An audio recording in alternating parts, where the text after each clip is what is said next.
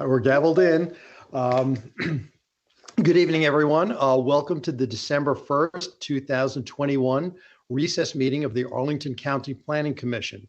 And I'm Jim Lantelmi, the Commission Chair. This is the second of two evenings scheduled for our public hearings this month. Tonight, our sole item will be a presentation and recommendation on the request to advertise the Pentagon City Phased Development Site Plan Update, which includes adoption of the plan, an accompanying GLUP Master Transportation Plan, and zoning ordinance amendments. But before we get to that, for the safety of our staff and residents, we're holding this meeting virtually. Welcome to our commissioners, county staff, applicants, and community members who are all joining us remotely.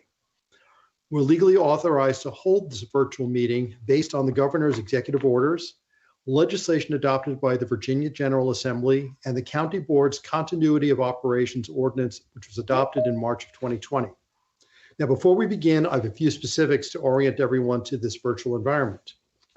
Tonight's meeting is available as a broadcast with closed captioning on Comcast Xfinity channels 25 and 1085, Verizon Fios channels 39 and 40, and the county's website. Audio of tonight's meeting is available by phone.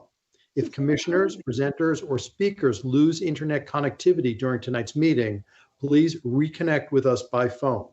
You can use the number provided in your Teams invite, which is 347-973-6905, with the conference ID of 212-285-193 #.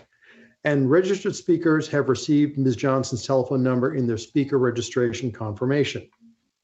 For other presenters and speakers joining us through Microsoft Teams, please keep your phones and devices muted until you're called upon. Please turn off the sound to any other devices around you to minimize interference.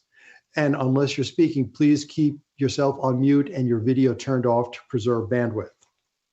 When called upon to speak, you must unmute yourself by clicking on the microphone icon that's located in your meeting's command bar. The moderator does not have the ability to unmute you. Only you can do that. If you're dialing in by phone, press *6 to unmute. Commissioners, if you wish to be recognized, use your hand raise function or turn on your video and unmute your microphone to signal your interest, and I'll call upon you in order.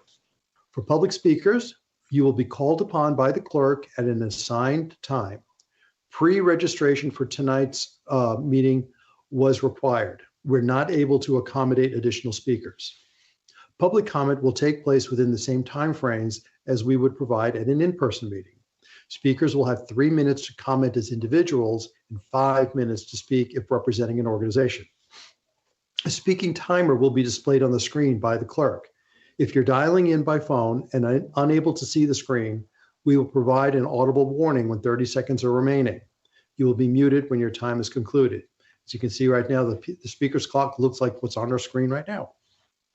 The meeting chat is active for presenters or commissioners who need technical assistance only. Do not use the meeting chat for discussions or public comments, questions about agenda items, or requests for more information. All public comments must be shared verbally for the record during the assigned public testimony period. Finally, this is a public forum. Tonight's meeting will be recorded and posted on the county's website. All information associated with tonight's meeting, whether written or spoken, is subject to the Virginia Freedom of Information Act requirements. Now we can move on. Madam Clerk, can you please call tonight's item? Certainly. We'll begin with item number 4, request to authorize advertisement of public hearings by the Planning Commission and County Board to consider the following elements associated with the Pentagon City Planning Study. 4A, adoption of the Pentagon City Plan. 4B, General Land Use Plan, the GLUP, map and booklet amendments. And 4C, Master Transportation Plan, MTP, map amendment. And 4D, Arlington County Zoning Ordinance Amendments. We have Matt Matuzik, our planning staff, to present this item. Welcome, Mr. Matuzik. The screen is all yours. Right, thank you. Let me, give me 1 second here.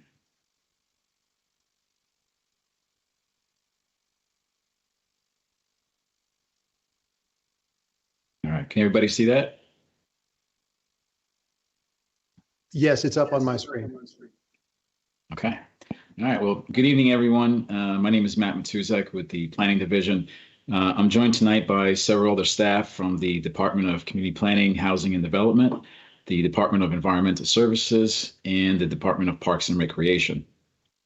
We will be providing an update on the Pentagon City Planning Study as it concludes, culminating in the adoption of a plan and its associated implementation actions. For general awareness, I would also like to acknowledge that moving forward, the document itself will be referred to as the Pentagon City Sector Plan. This is something I realize that has not been shared in our staff report or the other materials that were distributed in advance of tonight's meeting. Let's check in transition. So tonight's presentation covers 5 key areas that I would like to highlight before our discussion begins. I do realize not everyone may be as familiar with the study, and therefore the presentation intentionally provides some background information to ensure we all have a common starting point before moving forward. So these next few slides highlight some of the background information that we believe is pretty relevant to the planning effort and presents that basis for broader understanding. So following Amazon's 2018 decision to locate their second headquarters in Arlington, there has been considerable attention given to how those headquarters may shape the immediate vicinity in which they will be located.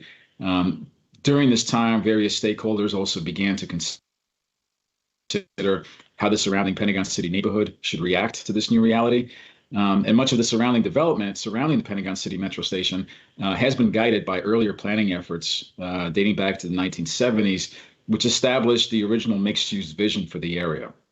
This is what we refer to as the Pentagon City Phase Development Site Plan, or PDSP, which at the time preceded any sector or area plan work by county planners. Since that policy document had only undertaken one major update back in 1997, and considering the impact Amazon's arrival will have on this area, it was determined in April 2019 that a comprehensive analysis of key Pentagon City properties would be most appropriate. And the resulting approach was then shared with the Long Range Planning Committee in early 2020, and then followed by a selection process to identify a consultant team that would work with staff on that planning effort. Following that guidance from 2019 and 2020, the ongoing effort has focused on most of the parcels that historically were governed by that Pentagon City PDSP, but also the adjacent River House property along Joy Street, which comprises about 36 acres. I should note that the study area excludes the block where the Costco store is located. This is regulated by a separate planning document called the Pentagon Center Phase Development Site Plan, whose vision was established in 2015 and has slowly begun to implement its long-term growth strategy there. Given the recent developments completed or which are under construction within the Metropolitan Park block, the planning study also did not focus on that particular parcel given its current conditions. So these next few slides summarize the public engagement process that has occurred thus far to give you a sense of how we got here. To aid in the planning process, county staff has enlisted the help of a incredible consultant team. It's very familiar with Arlington County, and also established a focus group comprised of various stakeholder representatives. And the focus group was really chaired by Commissioner Antelmi and former Commissioner Siegel. Throughout the study, this group really helped facilitate many thoughtful conversations and offered insightful feedback on all aspects of the Pentagon City Sector Plan. Beginning in the summer of 2020, the first 20 months of the planning process began with stakeholder interviews, leading to a formal community kickoff and 5 additional public workshops that led well into 2021. Beyond the broader public outreach, the focus group met on a monthly basis through July of this year. Staff also utilized virtual office hours and constituted a subcommittee focusing on the topic of biophilia, which, after several months, concluded its work through an in-person walking tour. switching gears to some of the recent activity, as the framework of the plan became available and the early drafts were developed, staff began briefing various committees and commissions throughout this fall. We've also facilitated a successful virtual open house in October, which was followed by approximately a 3-week online engagement opportunity to gather additional feedback. Later in the presentation, I'll highlight what the remaining schedule looks like moving forward. So this next section really is the core of the presentation, highlights the key components of the draft sector plan that we have in front of you.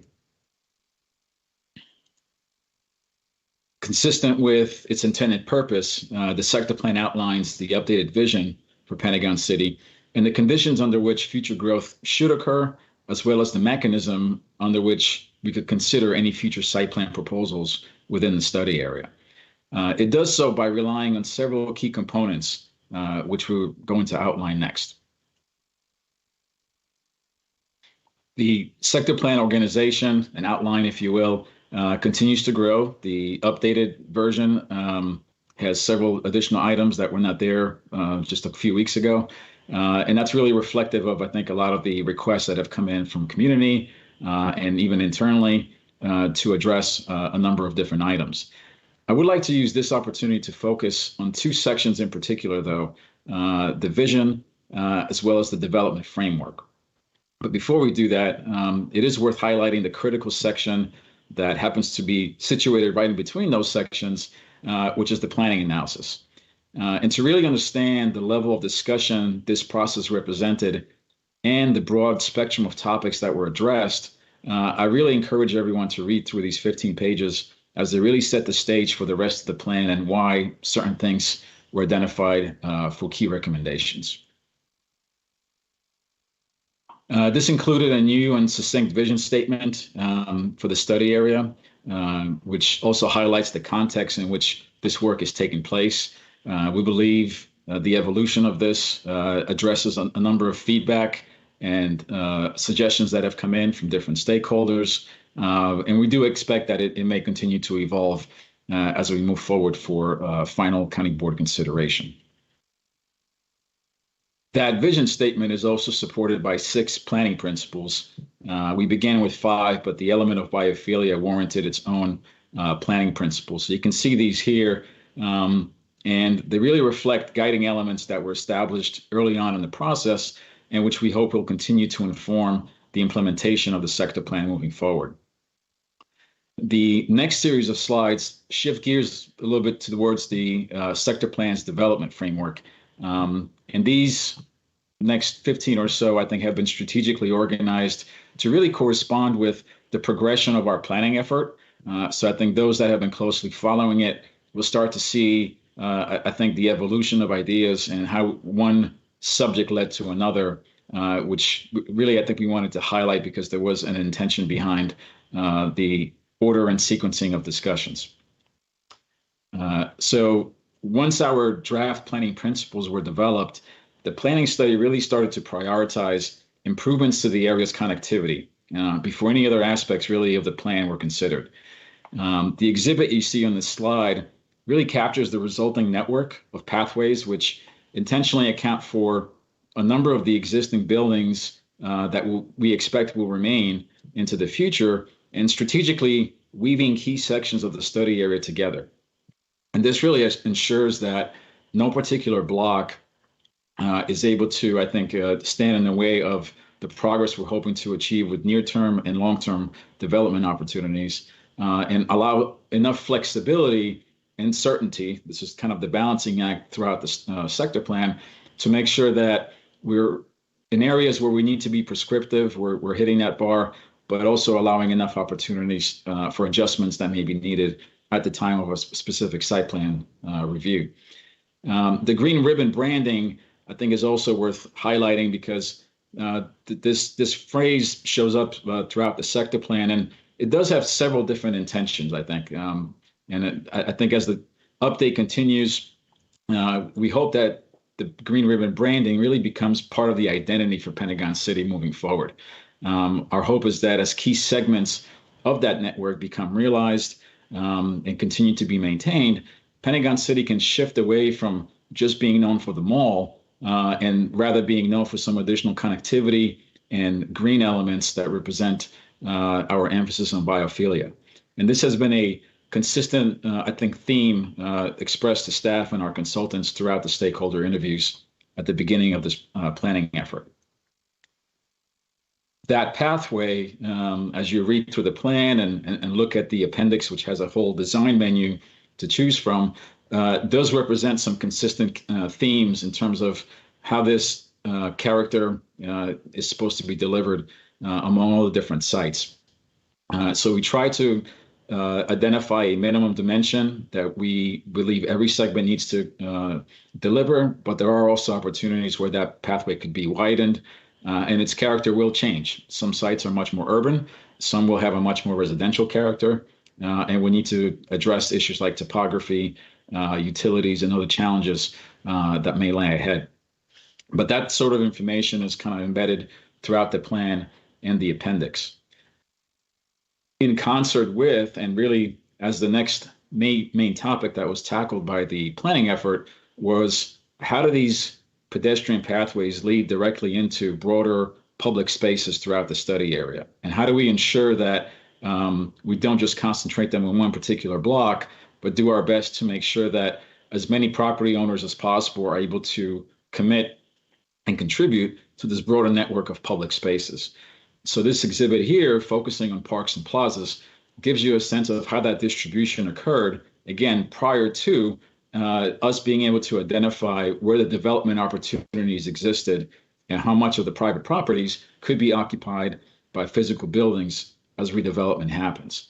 Some of the particular gains I think that are worth highlighting are located on the River House property, which I'm highlighting here. And this particular gain is noteworthy because its realigned segment of Joy Street could really establish a significant gain of contiguous park space to the Virginia Highlands Park, which once it's able to be master planned, could really become an incredible opportunity and an amenity to the growing population in this area. Shifting gears from the public realm into the private side of the equation, you can't travel Pentagon City and not recognize that there's some deficiencies with respect to vegetation and tree canopy. And that is something that we've tried to consider as we were beginning to understand how redevelopment could occur moving forward. So in light of those existing conditions, what you'll notice in the plan is really a strong sense of minimum commitments that each property needs to deliver as they holistically redevelop or even consider phased approaches to long-term redevelopment. And we've tried to establish that through minimum percentages of site area that need to be occupied by tree canopy, vegetation, sometimes vegetation that occurs at the roof level or terraces, even vertically along the building edges, and also the surrounding public realm in the public sidewalk area. So we believe that this really will enhance the environment in Pentagon City and shift away from the current conditions that exist on some of the parcels. Those same statistics, I think, play directly into the site and building form standards that are found in the sector plan, which speak to that remaining portion of the private property that could be redeveloped. How do we sculpt the buildings as they begin to go above grade and ultimately reach the total height? So there's a number of exhibits throughout the plan that speak to the type of articulation we would expect, the variation in height that we would want to have on some of the larger parcels, and some additional guidelines that we believe will be the subject of discussion at SPRC for these specific projects. One site in particular, which I understand a lot of comments have been coming in prior to this evening's meeting, is the River House property. I've mentioned earlier that from the very onset in 2019, the guidance to staff has been to ensure that we are thinking more comprehensively in this analysis and including the potential redevelopment scenarios, but also the contributions that River House can have to the broader study area. And as we've done that, we have treated River House a little bit differently. You've seen in the earlier slides that they have a higher percentage of vegetation that's expected, but they also have some additional height restrictions that are placed on them given their proximity to adjacent residential properties. What we've started to do in the earlier drafts of the sector plan is to really focus on the southwest corner of the property, which you can see here in the yellow and orange areas that have specific tapering guidance applied to those edges of redevelopment. What we've done since then, and is now part of the third version of the draft plan, is really continue that height transition and depression, if you will, of the building heights all throughout the entire western edge. Essentially any buildings that could face Lynn Street all the way up to Army Navy Drive. So the blue area that you see there will have additional step downs that correspond to their unique proximity to adjacent residential properties, but also account for the grade change that occurs there and the natural buffer that Lynn Street presents with respect to the actual distance between any two buildings, which is not the case as you go further south, where those yellow and orange areas are, where you don't have the benefit of a public roadway providing that separation. From a transportation perspective, we also wanted to emphasize, and again, this is difficult since we have so much content in the plan that speaks about transportation. I think the point that's really most noteworthy is the aggressive nature of limiting the single vehicle occupancy mode split to just 25% moving forward with future redevelopment. It's a number that we've studied closely in Crystal City and Pentagon City, and we believe is attainable. And it does require further monitoring and some creativity from site to site to ensure that the proper strategies are implemented, and we are continually monitor that the expectations are continuing to move forward and assessing whether or not any adjustments may be needed into the future. Again, I suspect we'll probably have some further discussion on this later on, but I did want to highlight some of those key takeaways on this subject. From a land use perspective, if you total allow the assumptions that are embedded in the plan, the long-term full build-out, which can take several decades, as you may know, for these type of plans to become implemented, could represent as much as 10 million square feet of additional density, which accounts for a modest level of demolition of existing structures. If applied to the existing inventory, that could yield a total of about 23 million square feet that would exist. This gives you a sense of more or less what that use mix looks like, accounting for the Amazon HQ2 headquarters. But really, I think a shift that we're seeing throughout the county, where the market is really dictating a lot more of the residential uses to be delivered with new redevelopment. Another way of evaluating that is to really focus on what we believe is the more predictable aspect of how the plan may be implemented. Obviously, these are all subject to market conditions and decisions by private property owners, but based on a lot of the conversations we've had with those stakeholders, we believe that a number of initial projects are likely to represent those near-term opportunities. As you see here, there are a number of residential buildings that may be proposed on the Simon property in the middle of our study area. There's also the Brookfield site located on 12th Street. And then we also have segments of the River House property, which is likely going to come in through a phased development approach, given its scale and density there. So this gives you a sense of more or less what to expect in terms of new density. But I think it's just as important to highlight the way in which that density is earned. And as we evaluate the different strategies that we have in place, what I really want to kind of continue to emphasize here is the broader strategy that emphasizes public realm improvements that are delivered at the time of the site plan activity and paid for by the developers themselves. So that we're not finding ourselves in situations where we're kind of delaying the implementation of public spaces, whether they be plazas or mini parks, because we're waiting for the CIP to kind of catch up to the speed of development sometimes. when a number of projects may suddenly appear and kind of fall out of line in our expectations. So I think sequencing it such that those are identified and delivered with the actual projects is really critical and has been expressed as a priority from the community.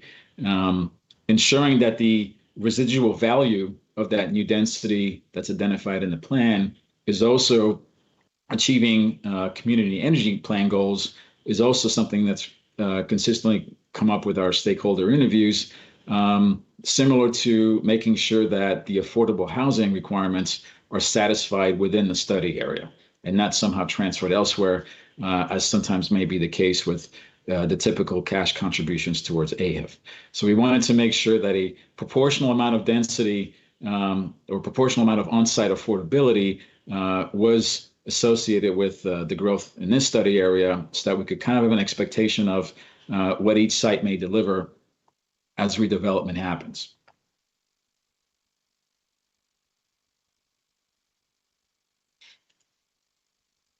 One of the other items that you'll find in the third draft of this plan is additional clarity regarding public facilities. This is something that we've continually throughout the study have been evaluating, but are finally at a point where I think we can express as part of the plan.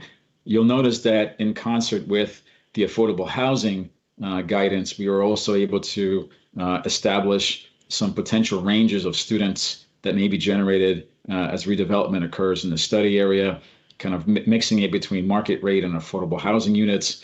And then speaking a little bit more about the potential processes that a new school might need to undertake, given that APS is identified at some point in the future, a new elementary school might be needed in the zip code. Similarly, I think we try to provide additional clarity regarding the current work being taken by the fire station process to ensure that we have capable capacity moving forward. There is an ongoing search to identify a station on the east end of Columbia Pike, but there may be additional opportunities that present themselves. And in addition to those, the future status of the community center and library also become critical. So a lot of those efforts seem to be intertwined in subsequent processes that may need to be identified and ultimately funded. And I'll speak to that in a second. Part of those elements can be found in the implementation matrix, which is found towards the end of the report. Some of the immediate actions, which you can see on the screen, are obviously part of our recommendation, where we want to make sure that the plan itself can become implemented right away. So updates to the general land use plan, master transportation plan, and the zoning ordinance are included in there. But really, there's over 20 distinct action items that are identified here. And one of those does speak to, I think, a coordinated effort that we believe may be necessary to really account for the master planning effort of the Virginia Highlands Park, a potential school siting process, and really the future of that community center and library. So I think ensuring that those things happen in a coordinated effort rather than an ad hoc analysis using different timetables is really, I think, a strategic decision that really benefits everyone and provides some certainty moving forward in terms of what may happen on all those different aspects. The table that you see here is organized into several different categories. There's some things that we believe will require ongoing attention, but also some things that we wanted to make sure are grouped for purposes of expectation setting into short-term, mid-term, and long-term opportunities.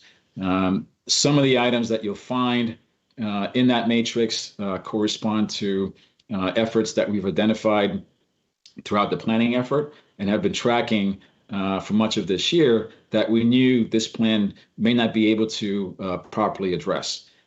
So you can see how the breakdown of that, there's some transportation, some public space, and some public facility elements, as well as some additional items that have been included and organized by theme in that implementation matrix. This next section covers not the actual sector plan, but really its implementation actions, some of those immediate items that we just looked at in the implementation matrix. When we evaluate the general land use plan map and we look at the existing striping, several things I think, become clear in that in order for this map to kind of speak the same language and come into consistency with the sector plan, it needed to have several amendments applied. Part of it includes the actual boundary of GLUP note number 4 to be expanded and include the River House property, but also I think additional land use designations that in some cases for much of the PDSP properties reflect what we already have in place in Crystal City in terms of the densities and land use mixes we want to anticipate, but also introducing some additional open space symbols that correspond with the future parks and plazas we have identified on those early maps I just showed you. And also reflecting those height transitions that we've shown on the River House property and having a transition between high, medium, and medium residential uses there. High, medium, and high residential uses.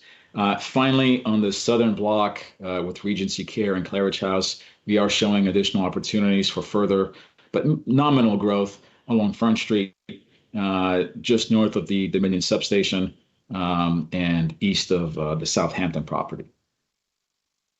In addition to that update, we are also going to update the GLUB booklet and reflect this new vision for Pentagon City, kind of capturing some of the key takeaways from the sector plan. But we are also using the opportunity to provide a minor update to the public facilities map, considering the recent agreement between Amazon and Arlington County to house the Arlington Community High School in the Penn Place development. We are calling it planned, not that it's been approved yet, but because it is, there is an agreement to locate it in that facility. We did want to set the stage for discussions that will happen next year in terms of its final approval. Moving on to the master transportation plan, you can see here we've expanded the crosshatch indicating future connectivity to correspond more closely with our study area, encompassing the rest of the PDSP parcels as well as the River House site. And we are also using this opportunity to do additional cleanup with the 12th Street segment by ensuring that it carries the type A arterial typology and more accurately reflects its current purpose, particularly with respect to the transitway expansion. From a zoning perspective, the area is generally governed by two distinct zoning districts. What you'll see in one of the attachments is that we are simply continuing their existence moving forward and introducing some site eligibility statements that then correspond with a new special planning area in Article 9 that would speak to the Pentagon City sector plan and the coordinated redevelopment district. And this is where I think some of those core planning principles, vision statements, and other objectives are going to be codified to make sure that we have a clear process that we can utilize in reviewing any site plans that may come in to implement the plan.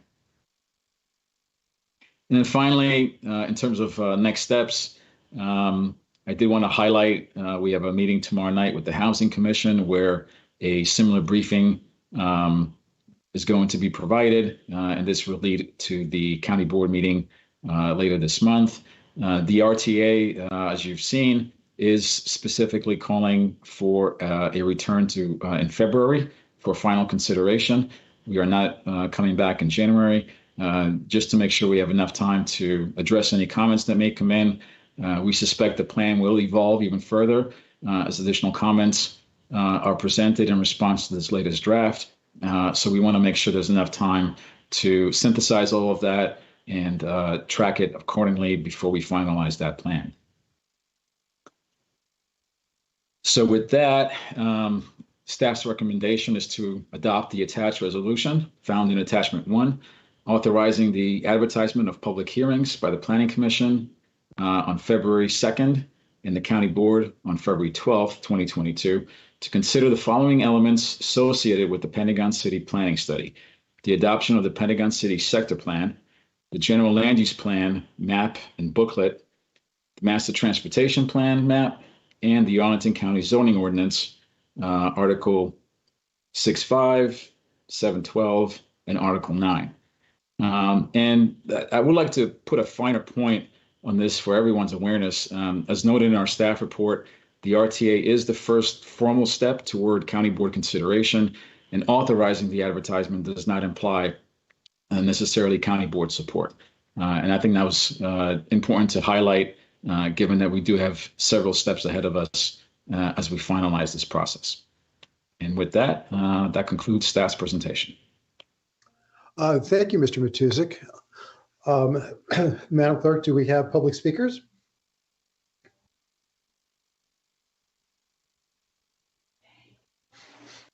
You're on mute.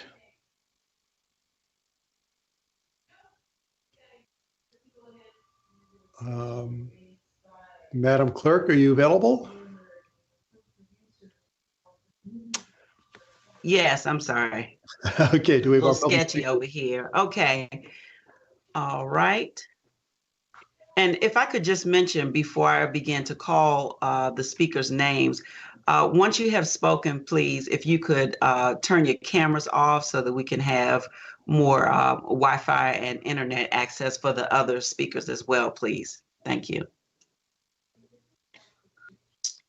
Let me share my screen.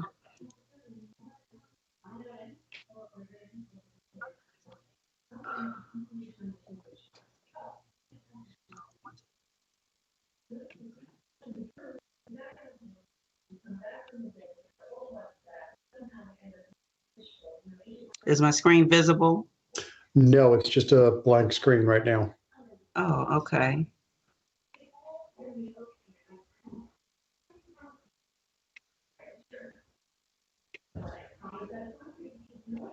Matt Matuzzi, if you can hear me, I think you had to stop my screen from presenting. Can you adjust that, please? Let's see, It says I it's on stopped pause. sharing. Okay.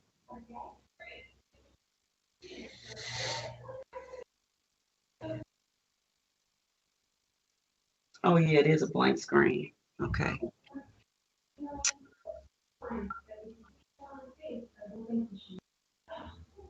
Try this again.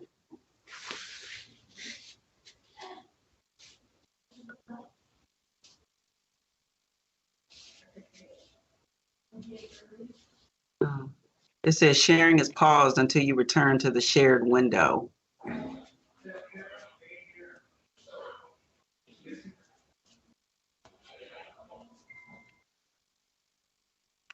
Okay. Well, since my screen is not showing, I'm going to go ahead and call the first speaker. Since you all can hear me, the buzzer will go off at the end of the speaker's time. The first speaker is a 5-minute speaker, the president of Aurora Highlands. That would be Ben DiVanzo. And Madam Clerk, can you give the 30-second warning also? Yes, I can. Thank you. Okay. Okay, welcome, Mr. DiVanzo. Hi there. Yes, Ben DiVanzo. I'm not president of Aurora Highlands. I am going to be vice president come the new year, but not quite yet. But I have been. Yes. So I am representing Aurora Highlands on this project and have been for the past year. And it's been a long undertaking with many good outcomes included in the final plan and many areas of outstanding concern that has been raised by us and our neighboring civic associations. In general, the good additions are that this plan adds new and needed housing to our area, which hopefully will address rising costs and rent, and specifically calls for on-site affordable units. It also includes a strong emphasis on biophilia, which has been something that our civic associations through the Livability 22202 initiative have called for, although there is concern that biophilia could be taken to mean elements that appear in nature but aren't actual nature, such as stamped concrete rather than actual living plants like and moving water. Also, Pam, you probably don't want to be on video right now. Also, this plan provides a great deal of flexibility to developers compared to, and it's interesting that this is now a sector plan, that's a new development, I believe, but it is much more flexible than others like in Crystal City and Roslyn. There's some benefit to flexibility in hopes of more interesting architecture and use of space, but it also provides a lot of uncertainty to the neighborhood that the SPRC process may be inadequate to address. And unlike sites like Penn Place, Met Park, Pentagon Center, there is no plan that I know of to have smaller level PDSPs for River House or Brookfield, which will have expansive proposals. And so the Planning Commission should really consider how it will address a review process that allows adequate review at the high and detailed level for these sites. Possibly the largest area of concern for the neighborhood, as Matt was sort of alluding to, is River House, especially the southern area and the open space connections there. The plan is to propose to eliminate the current Grace Murray Hopper Park, move its square footage to Joyce Street, and then potentially use the southern half of the park for vague purposes. Moving Joyce, causing an awkward squiggle, will be expensive and use up community benefit dollars for a site that could otherwise be used for other community purposes. There's little question that Grace Murray Hopper Park needs improvement, but that could be accomplished in other ways. This is an example of the general approach to this document where instead of new open space, we're getting improvements to existing open space. And that's an important detail. But really that movement of Joyce is not really something that I believe anyone in the neighborhood has asked for, including potentially the developer owning that site. Also, there is not a clear plan for filling the need for community center. The Aurora Hill Center under this plan is inadequate in terms of its similar facilities like Arlington Mill, Walter Reed, and the library is also inadequate. The plan makes assumptions about placing a school at the site, something that there's a varied opinion about in the neighborhood. But if that does happen, there needs to be a clear plan for a replacement facility, ideally upgraded to account for the tens of thousands of new residents. There's a reference to co-locating both a community center, library, and school on the Aurora Hill site. That is something that's difficult to imagine and does not meet community needs. Something like placing it on, if the current plan for Joyce remains, on the southern part of Grace Murray Hopper Park should be something to be considered. In general of community benefits, we also want to emphasize that elements, oh good, thanks for the timer, that green ribbon elements that behave like a sidewalk with linear parks and are not normally counted towards a community benefit in site plans now should not be counted towards such in the study zone. We also agree with those who are raising concerns around pedestrian and bike circulation.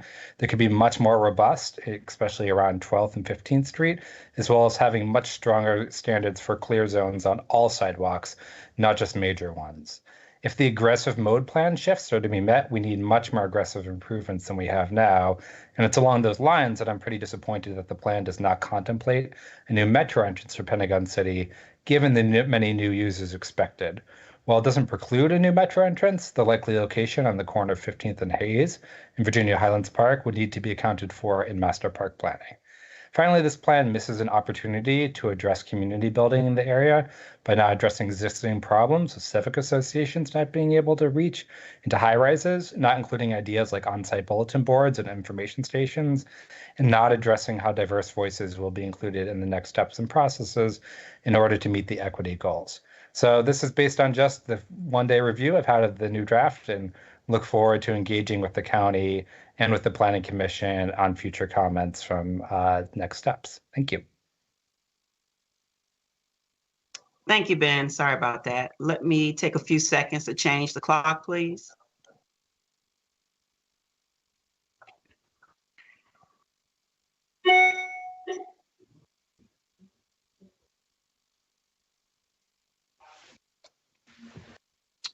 Okay, now beginning with our 3-minute speakers. We have Mr., and please forgive me if I mispronounce your name, Ajdin Muratovic. Yes, Ajdin Muratovic, but thank you. No hard feelings. It's a hard name to pronounce. Thank you. You may begin. All right, thank you. Chairman Lantomi, commissioners and staff, thank you for the opportunity to speak tonight. Mr. Matuzik's presentation highlighted many of the positive elements of the draft plan, but I would like to express why I believe the current absence of a continuous protected bike corridor on 15th Street is a real missed opportunity. It's a missed opportunity to provide a transportation network that will improve our health and quality of life. It's a missed opportunity to modestly address one of the main concerns of Amazon's arrival, rising inequality and equity. And it's a missed opportunity to further distinguish ourselves from other and frankly competing localities such as Tyson's that have spent decades prioritizing cars over a vibrant urban fabric, which is something what Americans increasingly want. Finally, it's a missed opportunity to build in accordance with the 6 data principles of the Pentagon, the draft Pentagon City Plan. So this might all sound very hyperbolic, but numerous peer-reviewed studies demonstrate not only the personal but societal benefits of cycling. And for the sake of brevity, I will reference just one of them. A 2016 study shows that cyclists were 39% less likely to be overweight and 18% less likely to develop diabetes.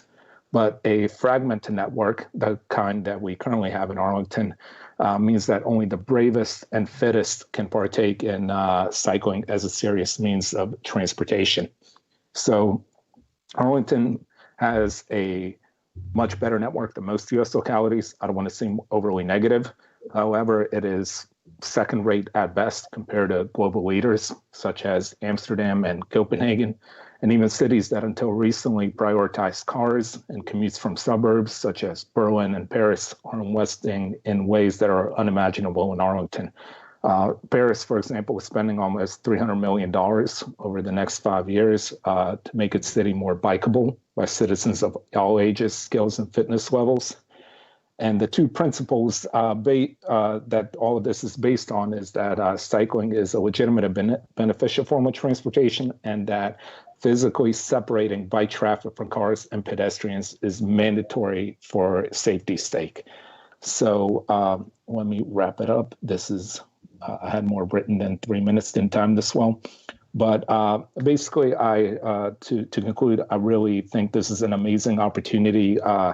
National Landing, Pentagon City, Crystal City is really transformational and a neighborhood that is of national significance, and making that a protected bike corridor on 15th Street instead of relegating the cyclists to the periphery, whether it's Army, Navy, or 18th Street, would really make that plan awesome. Thank you very much.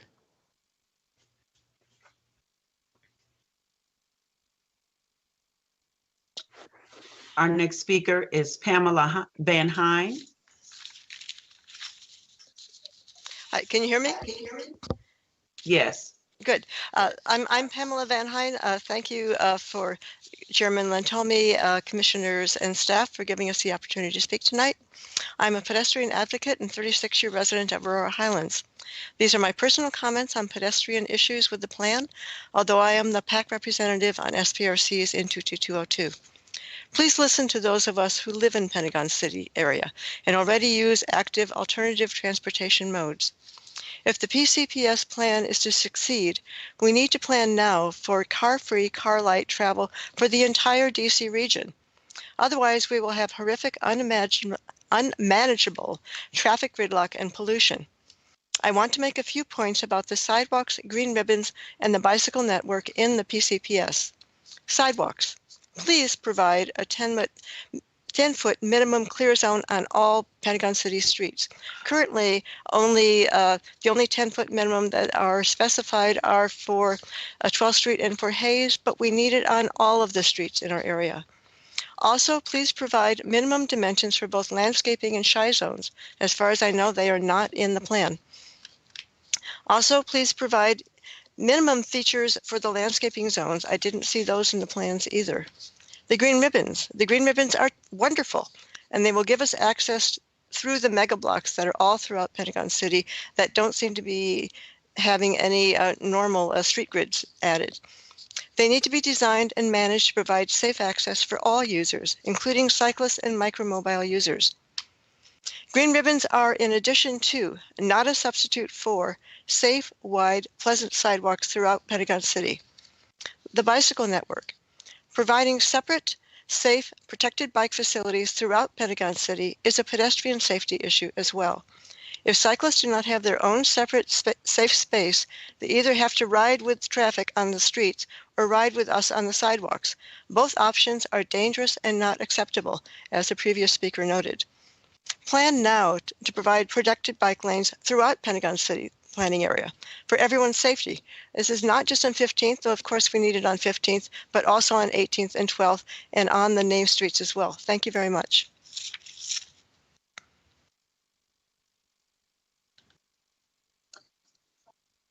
Thank you.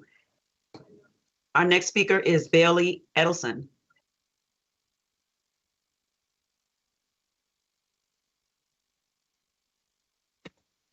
Hello.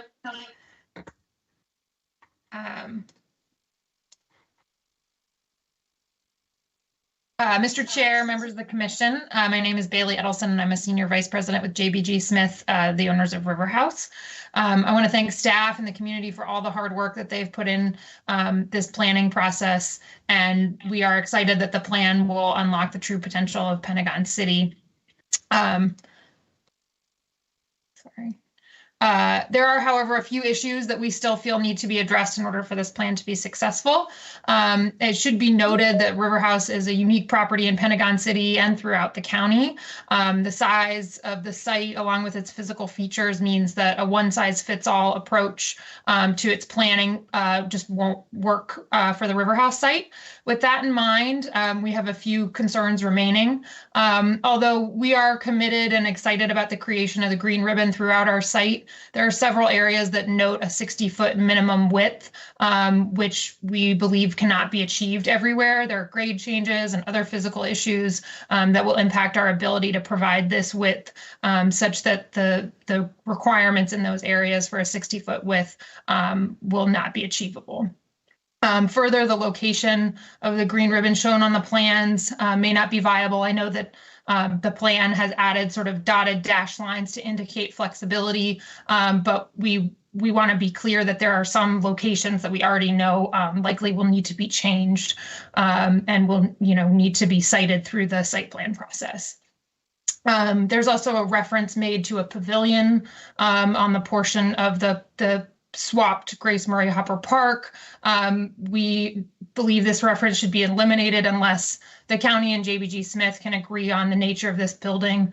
It's noted on page 104 of the draft plan. We also would request additional clarity around the affordable housing commitment that will be expected. And there are also a couple additions that were made in this latest draft of the plan that I should say we are still reviewing and may have additional comments on. One of which is the addition of a 30% requirement for planting area and a 20% canopy requirement. This was a big move that frankly we weren't anticipating. We're concerned that the dramatic increase may not be accommodated, but we haven't honestly had time to evaluate it. So we wanted to note that. We also have noted that there's an additional request for a limitation of height on the western portion of our site, which again, I think we're evaluating relative to some of the requests in terms of the green ribbon and the width. If we're going to limit height in certain areas, then it impacts the developability of the entire site. With all that being said, we have extremely high hopes for the success of the plan and the creation of a great future for Pentagon City. And we ask that you take these comments into consideration in your recommendations to the board. Thank you very much.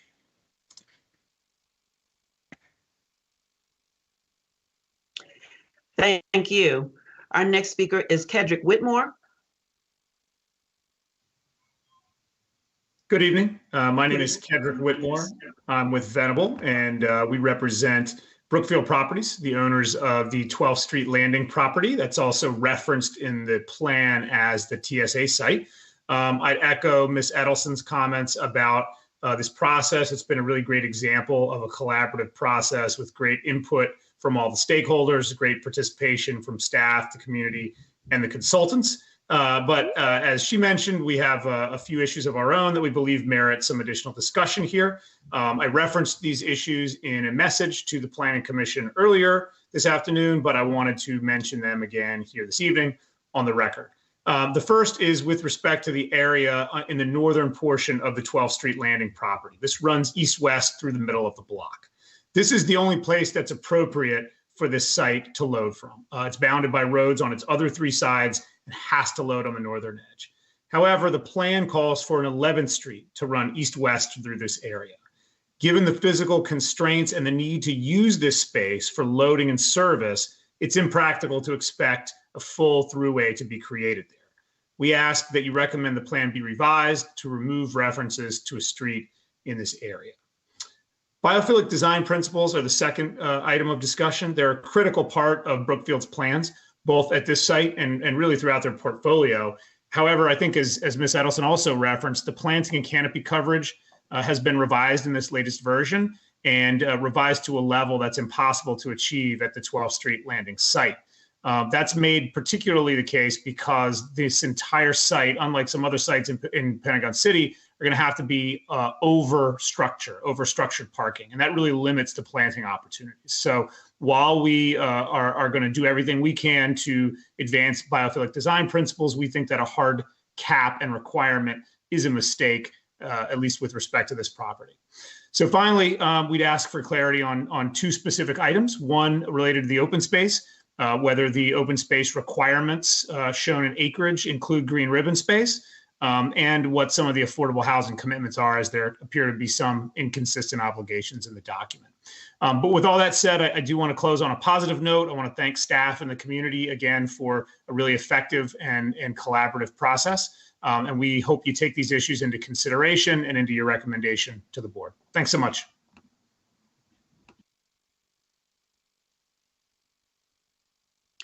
Thank you. Our next speaker is Mark Capistrant.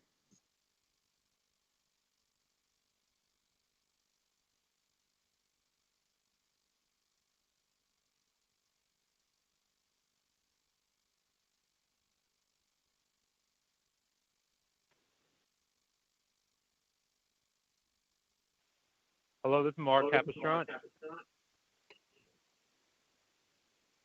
Thank you. You may begin. Yes, we can hear you. Thank you. Okay, thank you. All right. Yes. Yes, hi. I'm speaking tonight on behalf of the Arlington Ridge House Condo Association as the board member at large, and also we've been collaborating with concerned residents of the Pentagon Ridge condominium and the representative condominium. On October 17, 2013, the Arlington County Board voted to approve the Arlington Ridge Neighborhood Conservation Plan. On page 47 of that plan, it calls for no upzoning of the River House property and no further development beyond what is allowed by right, which I believe is 109 units. That site could support a 109 unit apartment building or 109 townhouses. The Arlington Ridge plan on page 3 clearly shows the boundaries of the neighborhood and is a comprehensive plan at 190 pages long. A lot of work went into that considers the Arlington Ridge neighborhood as a whole. The Pentagon City study shows lack of consideration for the 2013 Arlington Ridge plan. We are asking that the 2013 plan be respected and that the River House development proposal be removed from this new Pentagon City planning study.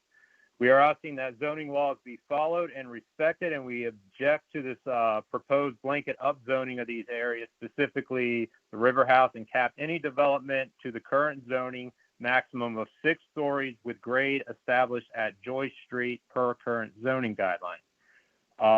The Pentagon City study has flawed boundaries. We ask that Pentagon City boundaries be used, including the largest Costco or the busiest Costco site in the nation, and the 25,000 workers for the Amazon site that will come in on a daily basis.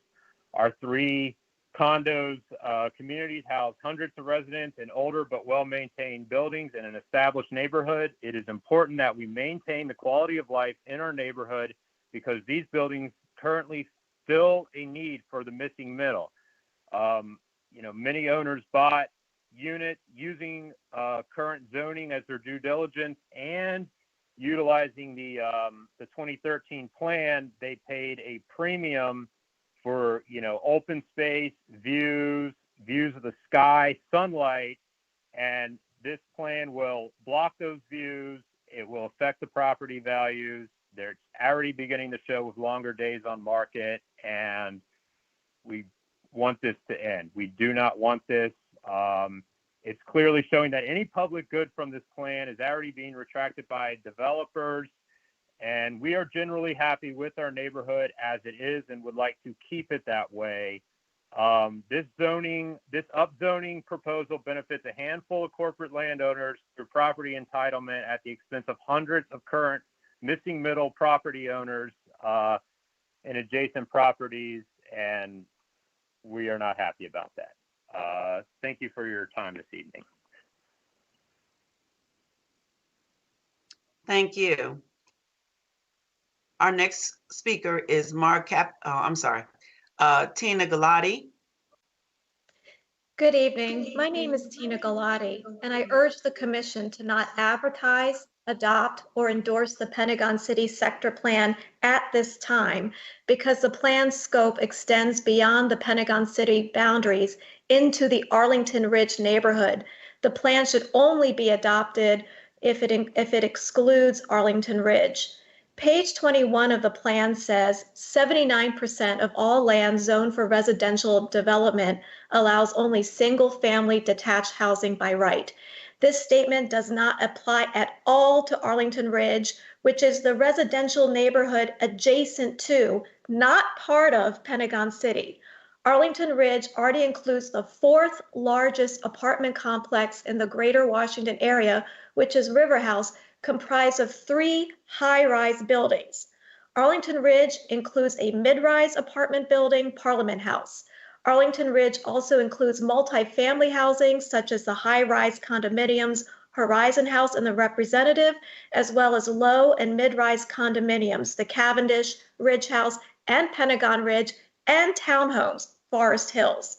This mix of diverse housing types demonstrates that Arlington Ridge has already provided plenty of housing options for the missing middle. The arrival of Amazon is not sufficient cause for increasing density and in turn heights at River House. Redevelopments and developments located elsewhere in Arlington are sufficient to meet Arlington's revenue and socioeconomic goals. The burden should not be so heavily placed on Pentagon City, especially if an exception is made to include the Arlington Ridge property, River House. The plan does not incorporate, let alone mention the existence of Arlington's neighborhood conservation plans.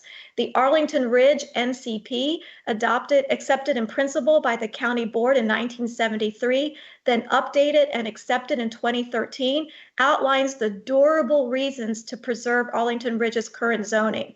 Trying to make Arlington Ridge more like Pentagon City and Crystal City, and similarly to Rosslyn and Boston, disregards the NCP and contradicts other development principles by the county, such as Key Theme 1.3 from the county's 2018 Big Ideas Roundtable, which said neighborhoods offer unique character and a sense of community in a mix of urban and suburban settings.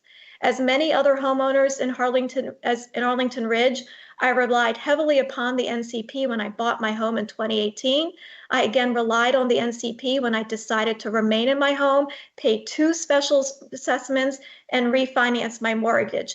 Yes, times change. We can't stop progress, but that is factored in our NCP. What is the purpose of the neighborhood conservation plans, other planning documents, and county maps if we don't abide by them?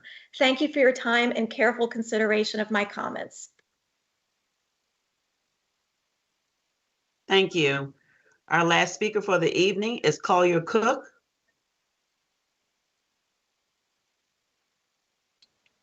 Good evening, Chair and members of the Commission.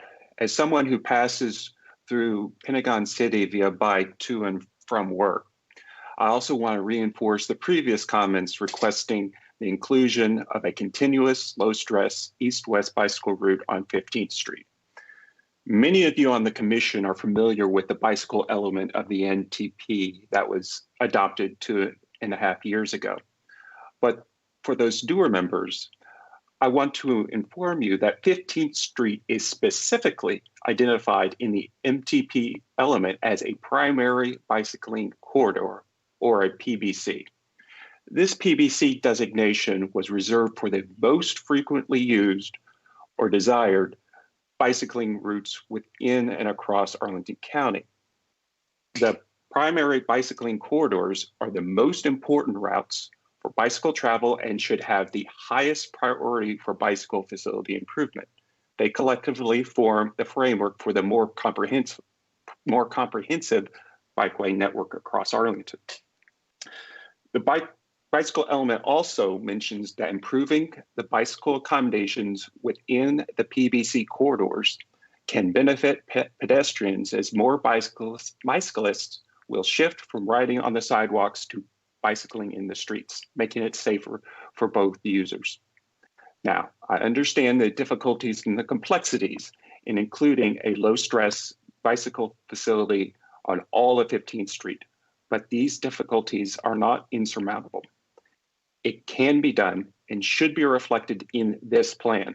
So I seek your support in adjusting the plan to better align with the current bicycle element of the MTP by including this needed facility for a safer and more inviting Pentagon City.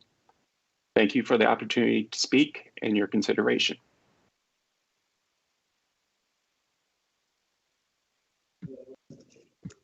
Thank you, Collier. I'd also like to mention just one more time, if you are not speaking or the commissioners do not call on you, please keep your sound and your cameras off. Thank you. Thank you, Madam Clerk, and thank you to all our public speakers. We now move on. Do we have any of the county commissions that would like to speak who are present?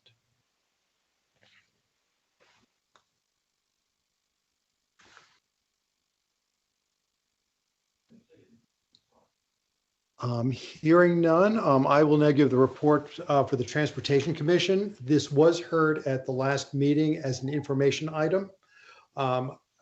We've actually heard a little bit of what Transportation Commission's concerns are from other speakers. While overall it's okay with this plan, concerns were raised about the characterization of the bike lanes on 15th Street South between Hayes and Eade Street. And I'll be coming up to this more as we get into the meeting, and we'll be proposing a motion on this. But in short, the way the maps on the plan right now are drawn, it seeks to simply preserve the existing striped lanes for a big chunk of 15th Street South, which is one of the few east-west corridors within this entire study area. And given that 12th Street has the transitway and will not be an easy place for bicycles, Army Navy Drive is to the very northern end of it. There's no cut-throughs on the Costco block at this point. That really leaves 15th Street as the only opportunity to have safe, convenient, and easy bicycle facility. And there are already portions of that by Met Park that have already been built as a protected bike lane. The Transportation Commission would like to see that 15th Street corridor be 100% protected bike lanes from one end to the other. So that pretty much sums up what the Transportation Commission was primarily concerned about with this plan at its last meeting. And as I said, I'll be raising more of this as we get further into the meeting. Again, one last time, are there any other commissions that would like to speak right now? Then right now, what we'll move on to, I have as a guest speaker tonight, my co-chair for the PDSB, and actually the co-chair did the lion's share of the work. Former Commissioner Siegel is back with us. I've asked her to step in to come back to give us an introduction to the discussion topics, which I will get into after Ms. Siegel speaks. She will also be available throughout this meeting as an information resource.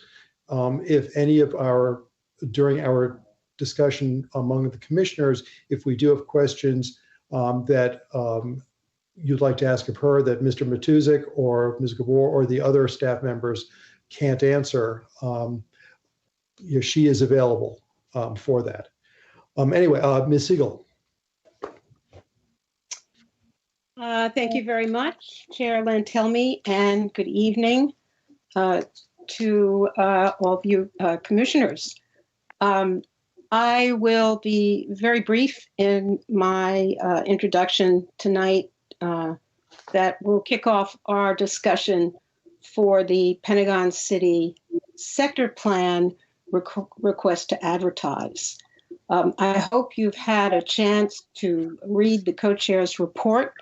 It was quite lengthy, but I had hoped in that report to summarize some of the key issues in the sector plan to sort of make it easier for you to go through the now 160 some odd pages to which the report has grown. What I want to do in the next 2 minutes really is to outline several presumptions on which the plan is based. You've actually already heard these, what I am calling presumptions from Mr. Matuzak, but I do think it bears, they bear repeating again. The first presumption consists of the six development principles, and these are, to refresh your memory, coordinating at a district scale, equity, place for people, places for nature, transportation, and green development. These planning principles compose the development framework of the plan. They have been community reviewed extensively, and they set forth the policies and parameters for planning Pentagon City now and for the future. For example, the transportation principle states, provide safe, inviting transportation choices that make driving unnecessary. This is really a value statement, followed up in the report, as I think you've seen, with subsidiary elements and performance suggestions for performance review. Our discussion should reflect that precept. Recommendations in the plan are intended to realize this principle, including such guidelines on the design of roads, paths, bike lanes, and streets, site coverage and design, and more. The second presumption, which was used to develop the plan, is what's called the certainty and flexibility balance. The plan seeks to provide certainty and specificity for the public realm, streets, paths, or green ribbons, bike lanes, and open spaces.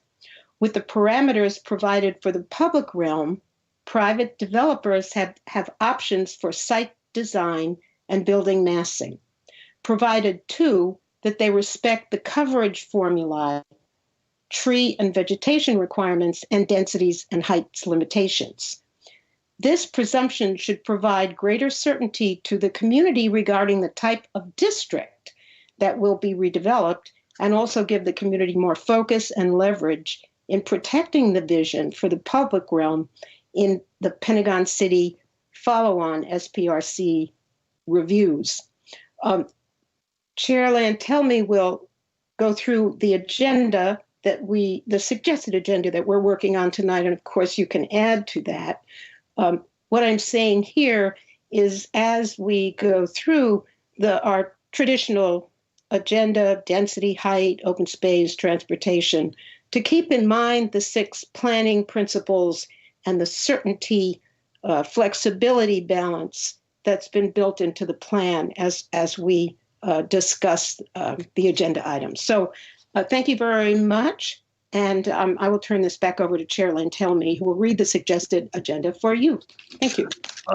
Thank you, Co-Chair, former Commissioner Siegel.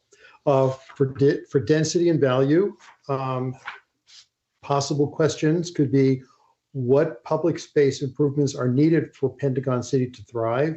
Are the community benefits and mitigation sufficient to ensure it being a livable, walkable Pentagon City? And has staff adequately accounted for the variety of topology position in Pentagon City, consideration for the economics of redevelopment, and other variations among the sites?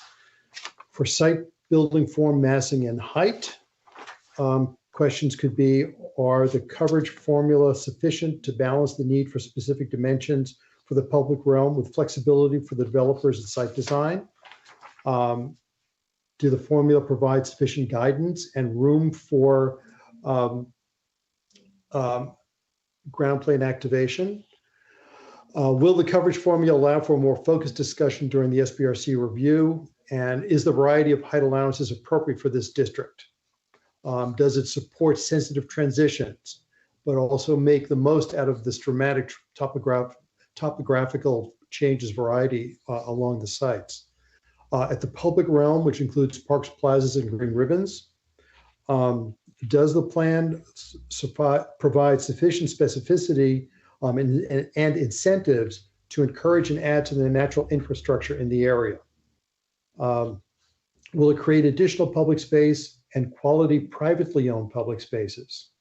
Will it increase the amount of ground floor frontage with planted areas? And will all these elements be sufficient to combine to create a robust place for nature? For transportation, how is the amount of development related to transportation capacity? Is there sufficient guidance and the right incentives to invite people to not use their cars? Does the county need additional programs to help people understand the changes in transportation circulation around Pentagon City? For community facilities, does the plan contain enough information regarding community facilities? And if not, what else is required? Should the plan further reference park master plans and the CIP timetables? And will the update plan achieve the improvements in community services, infrastructure, and community amenities? For sustainability and sustainable design, does the sustainability guideline mark an increase in incentives that will help push the CEP goals? And does the plan provide concrete incentives for the development of multi-site infrastructure such as microgrids and on-site renewable energy? For equity, will this principle help realize the county's equity goals? More CAFs, greater racial diversity in employment and housing in the area? Will it incentivize greater diversity for retail serving and third spaces?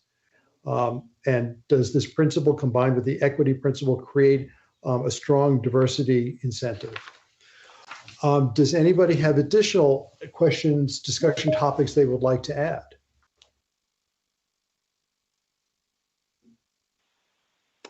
If not, let's move on to now over to discussion here. Starting off with the density issue. Density and value. Does anybody have any comments on this? Or for that matter, questions of staff?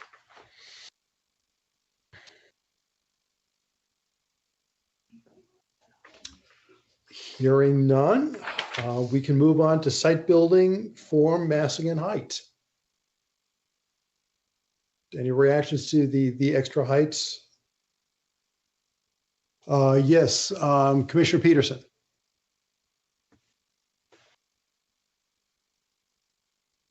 Thank you very much for the presentation and also for all of the public comment about this issue. I think this is the appropriate time to ask just about the upzoning in River House and the 2013 Arlington Ridge NCP and how that should be interacting with this plan, and when do we make decisions to supersede one plan over another, and how and why that decision is made, and if it's an accurate reflection of what's happening here. Thank you. I can take that one, and thank you for highlighting that.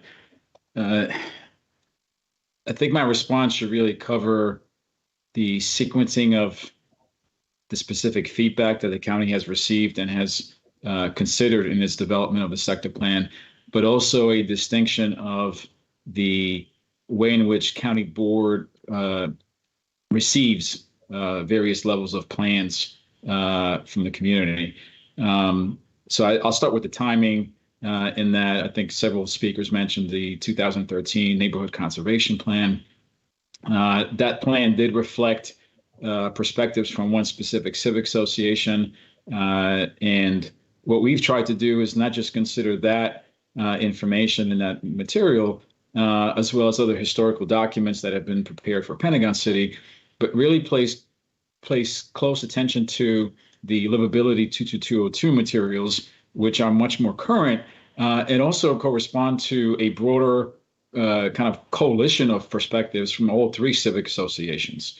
And we wanted to make sure that we heard from all those individuals, especially on topics where I think there was a lot of consensus, whether that be expressed through the livability framework, the action plan, and some other materials that I myself had the benefit of participating prior to the pandemic during specific working groups and workshops. And again, from the recollection I have and the analysis that we've done, there was support for expanding residential opportunities within the zip code, being innovative, emphasizing connectivity, ensuring that other objectives, which this plan speaks to and I think addresses effectively, were prioritized, particularly with respect to the nature, timing, and expectation for community benefits that we may anticipate with future redevelopment activities.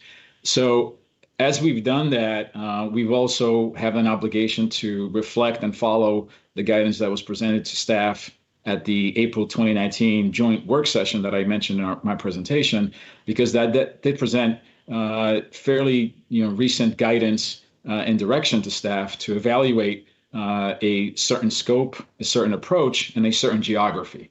So I think some of the statements that are made that River House was accidentally or somehow late in the process added, I think is just simply inaccurate, because it does reflect specific guidance that came from the county board. Since at that April 2019 work session, several options for moving forward were presented, and the one that had the most comprehensive and generous study area was identified as the preferred option. So that kind of speaks to some of the timing of the guidance and where it lives. I think it is also important to highlight the distinction between a neighborhood conservation plan, which typically serves a lot of important purposes, and different departments in the county, I think, really take full advantage of the information, the history, and the feedback that's provided in those valuable reports. However, it is worth highlighting that those are accepted by the county board and not approved and not adopted. And frequently they are superseded by larger policy items such as area plans, sector plans, things like the public spaces master plan, all of which are adopted by the county board. So again, in considering what the direction and vision for Pentagon City would be, we had to consider all of that information, the nature of the documents, their timing, and what other guidance did we receive most recently, especially after Amazon's arrival, which I think is hard to diminish the reality change that presented and the opportunities that came with it.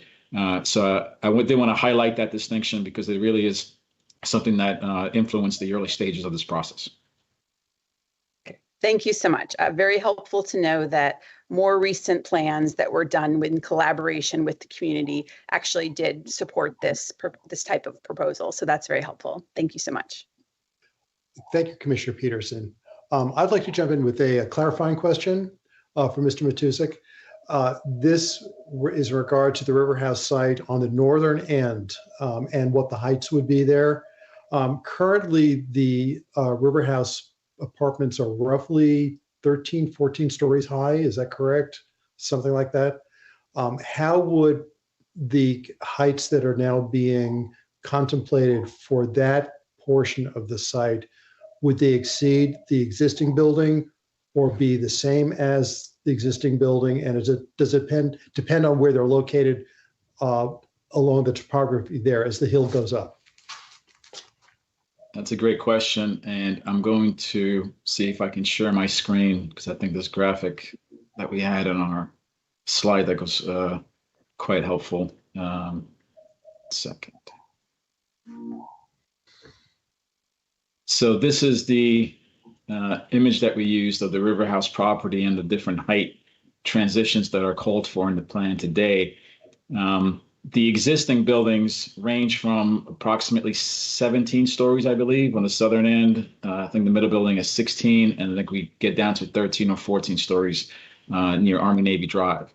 What we've done is essentially identified the almost unique sensitivities, if you will, in terms of how that transition occurs, considering what is exactly across from the property line of the River House residential complex.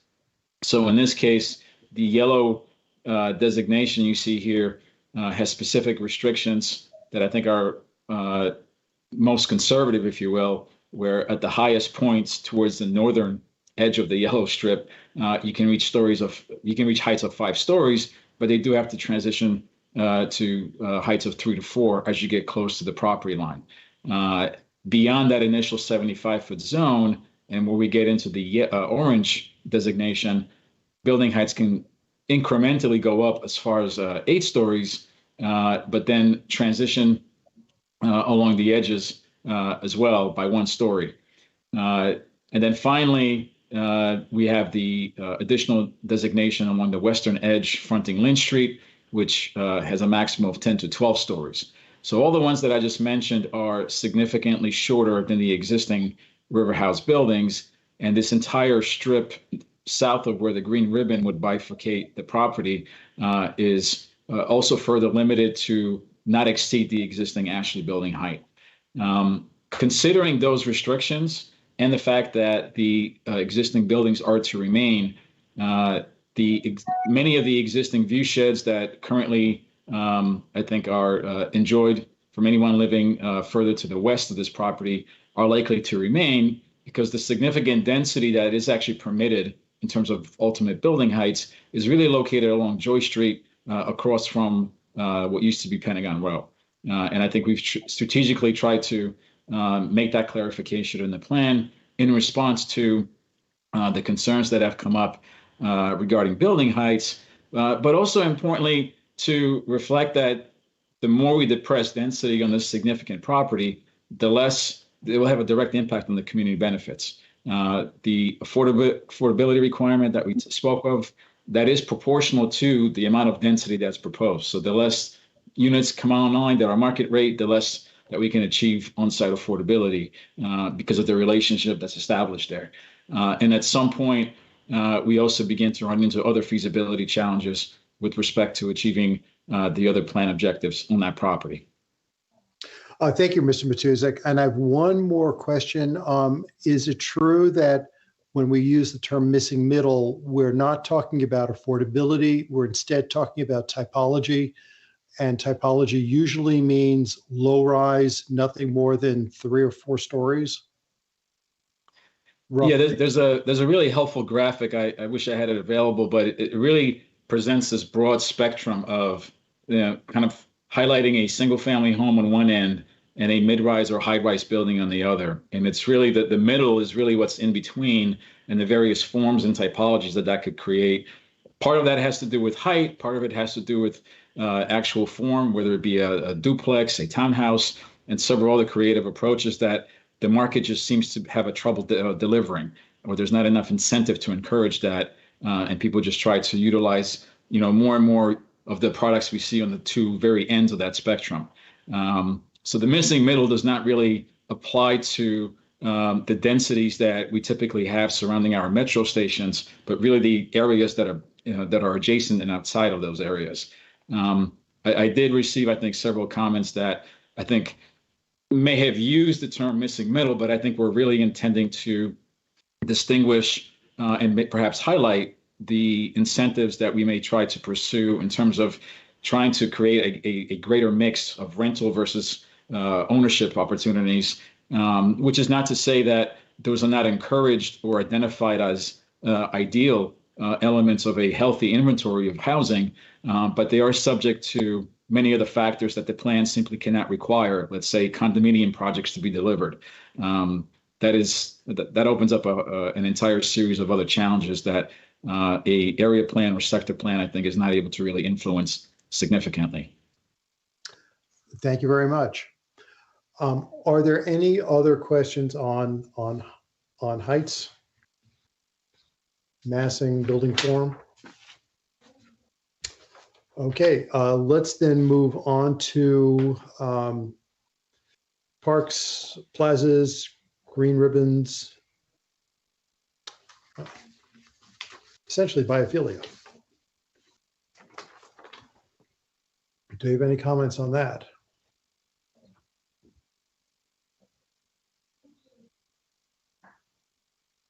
One thing to note for those of us who will be attending the Penn Place meeting coming up next Monday, this will presumably be one of the things we will be looking at in a more detailed approach, because the proposed green ribbon will be included in the Penn Place does have part of the green ribbon going through it.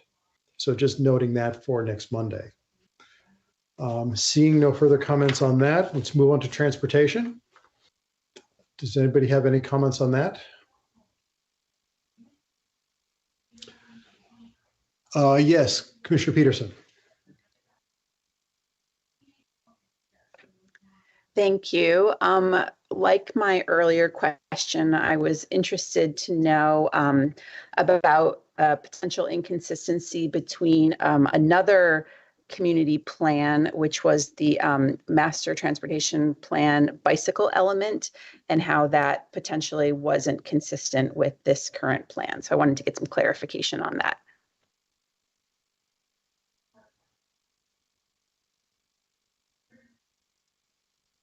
Okay, can somebody on staff be able to jump in on that?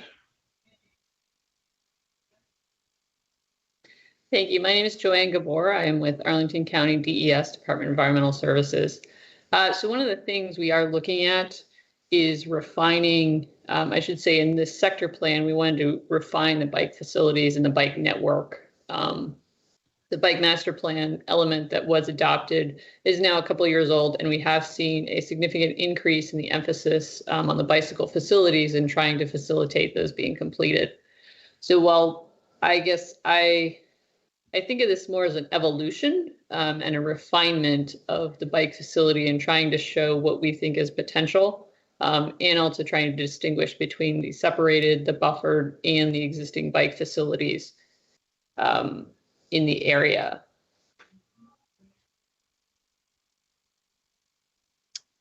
So I would tend to think that as we're kind of moving into the future, a bicycle program or plan should be strengthened as we're trying to encourage more and more people to be using bicycle networks. So it sounds like the Transportation Commission and some of our public speakers feel like this new plan is weaker than the one that was approved in 2019. Is that your opinion, or do you feel like it's actually stronger and maybe there's like a misinterpretation of why it's stronger?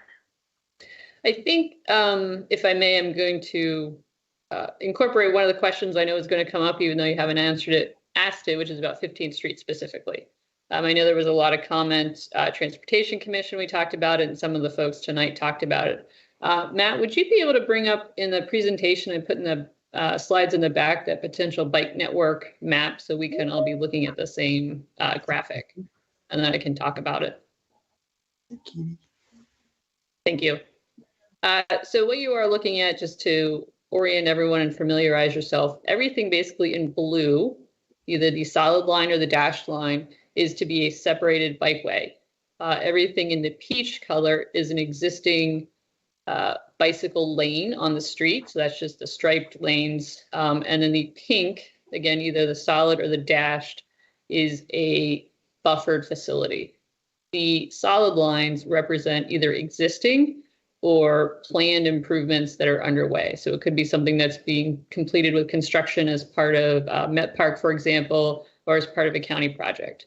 And the dashed areas are things that are potential for the future that we are looking at, and we are hoping we can accomplish either through the site plan process for the various sites here, or through capital projects as sites redevelop.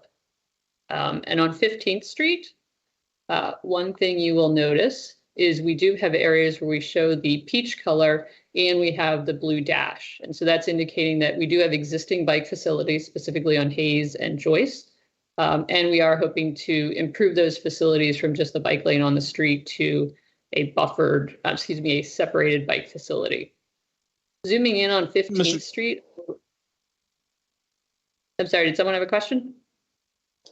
Mr. Chair, if you don't mind, I just have a clarifying question for what Ms. Gabor was saying about 15th Street and the peach coloration, specifically where the map zoomed in at the moment. Ms. Gabor, are you saying there's an existing facility at this location? Because to my knowledge, this is nothing more than a Sharrow at that point. I believe the Sharrow actually is closer to Hayes Street, where the blue dash is shown. So I just want to make sure that everyone knows, Ms. Gabor, so for the record, that section right there where the Costco is and 15th, and there's no protected bikeway, there's no painted bike line. It's at best a Sharrow, and I take my kids down there. It's something, again, I just want to clarify, the portion between Hayes and Fern, I believe there is a bike lane closer to Fern, but you are correct, it is a Sharrow today closer to Hayes. I just want to make sure we are saying the same thing. And I know there is some construction going on today, so the construction may be throwing off what should be the in-state results. I'll admit, Ms. Gabor, I'm just saying, I know that there's several parts in there where there is only a Sharrow at best. Absolutely, you are correct. You're correct. Yes, and that's the portion, again, on 15th, just east of Hayes, where we do show the blue dash. That area does not have any bicycle facilities today beyond the Sharrow. And that's why you only see the blue dash as opposed to the peach and the blue dash as shown on Joyce Street. Thank you for the clarification. Okay, Commissioner Peterson, did you get your question answered? Do you want to restate? Yeah, I think so. I mean, I think my main comment is that if we are diverting from a plan that feels pretty recent to me, it's 2019, so it's only a couple of years old. If we're not going to be following that plan, which I know that the county and the Transportation Commission and citizens worked really hard on that, if we're diverting from it, I'd like to see it becoming even stronger as far as the bike network, just to kind of meet our county's sustainability goals. So, and especially because, a lot of our new SPRC projects are lower parking spaces. And so, we're telling people they have to bike, we're telling people they have to use public transportation, we're telling people to walk. And so we want to make sure we have the network to support that. Thank you. Yeah, thank you, Commissioner Peterson. I think you'll like a motion that I'll be raising later on this then. Commissioner Weir. Thank you, Mr. Chair. I'm grateful also to Commissioner Peterson for raising these questions. I will note, just because I'm a technophile and I think that these things are cool, Apple Maps now has, and you will never hear me recommend Apple Maps again, I promise. But Apple Maps now shows in Arlington the current canonical striping for all of our streets. So should you ever find that you have a question about what something is officially striped as, you can use that other Maps app and find out. Enough on that. A question for staff. Assuming that you've had the opportunity to review the comments from the national landing bid pertaining to a request that the further action items include further study in Crystal City for the unified longer-term bike network there. Do you have yet a formed comment on that? I'm entertaining the possibility of a motion to recommend that the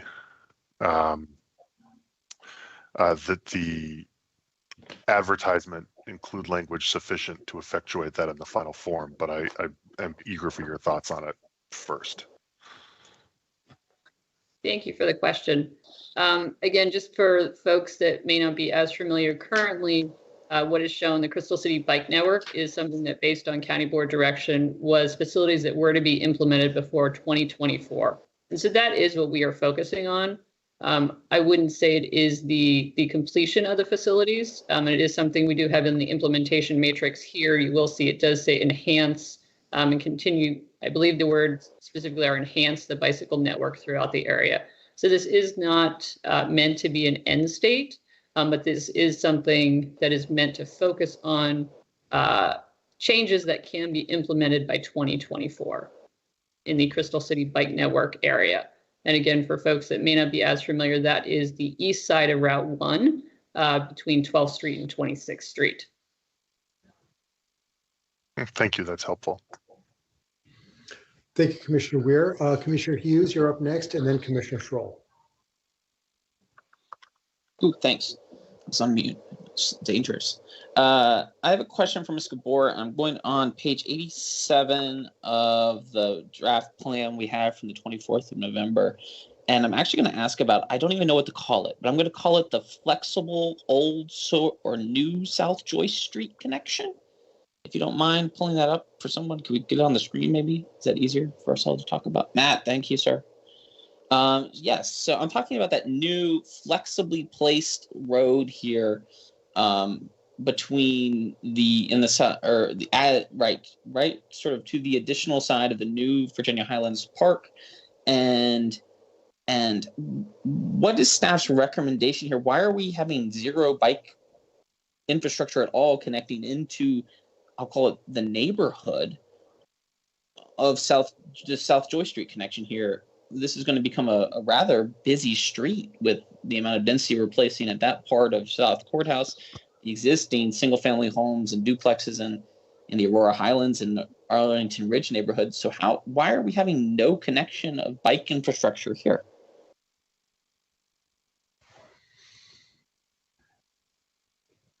Thank you for the question. And again, just to clarify, this is the little dashed realigned South Joyce Street you were speaking of, correct? Yes, the ones Matt's, yes, his cursor's following. It has no markings on it. There's no parallel or perpendicular one, or there's no parallel biking path I'm seeing. And I'm really, really curious why we're ignoring it completely. So I will say, I think probably as staff, we can take another look at that. One thing I do want to comment, though, is while we are showing the bicycle facilities, what I'll say around more the arterial streets, there are streets that are going to be the low volume, low stress streets that we do anticipate individuals would be bicycling on that we are not showing on this map. You know, for example, 14th Street or 13th Street through Met Park between Eads and Fern. While those are not shown as bicycle facilities, they are a lower volume, lower speed streets that we do anticipate could be an option for individuals if they are comfortable to use those facilities.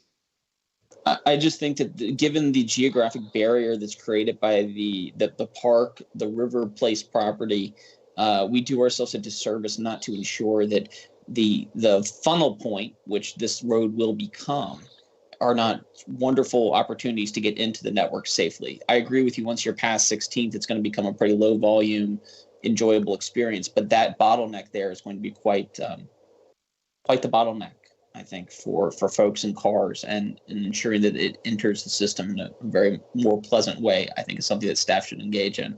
I don't know, Commissioner Linton, I may have a motion to it, but I hope staff can take that one back and really think about why it's being ignored. We will. Thank you for that comment. Thank you, Commissioner Hughes. Commissioner Schroll, you're up next. Thank you. Thank you, Mr. Chairman. I just wanted to follow up on Commissioner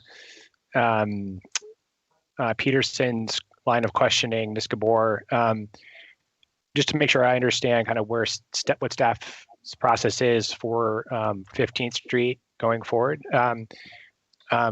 First, I'd like to just make sure I understand whether staff considered in its analysis that the 15th Street corridor is called out as a primary bike facility in the bike element of the MTP, and which is a way of kind of raising some of these corridors to staff's attention in these kind of planning processes.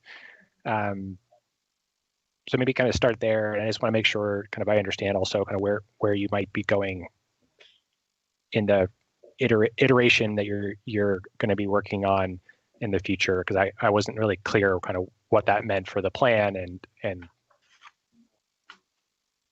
Thank you. If you could pull the map up again, Matt, please, and then focus on the 15th Street section between Hayes and Route 1 when we pull it up. And I can provide you some more specifics as we kind of go segment by segment to answer which question is. So I'm going to start around we're going to go from east to west. So Richmond Highway, between Richmond Highway and Eads Street, you will see in the eastbound direction, we do show the buffered bikeway. The westbound direction, where there is a little bit of peach just adjacent to Eads Street, that actually should be pink as well. That's just a mapping error with the Met Park project that will be changed from a on-street bikeway to a buffered bike facility. Additionally, with the Met Park project, the portion from Elm Street to Eads Street, so again, the westbound direction is shown as the solid blue. Actually, in the eastbound direction, that should be shown as the solid blue as well. And again, that's a mapping error from our standpoint. I apologize for that. And again, that will be part of the Met Park project. That was something that was discussed at length through that site plan and is something we were able to provide with that. So looking at that section from Fern to Elm, it is a challenge. There is existing facilities on both sides. They are relatively new in terms of the buildings that have been completed. We have Met Park 1 on the north side, and then we have the lofts on the south side. In this area, we generally, we do have a bike facility that is just the striped lane, and we do have parking on both sides.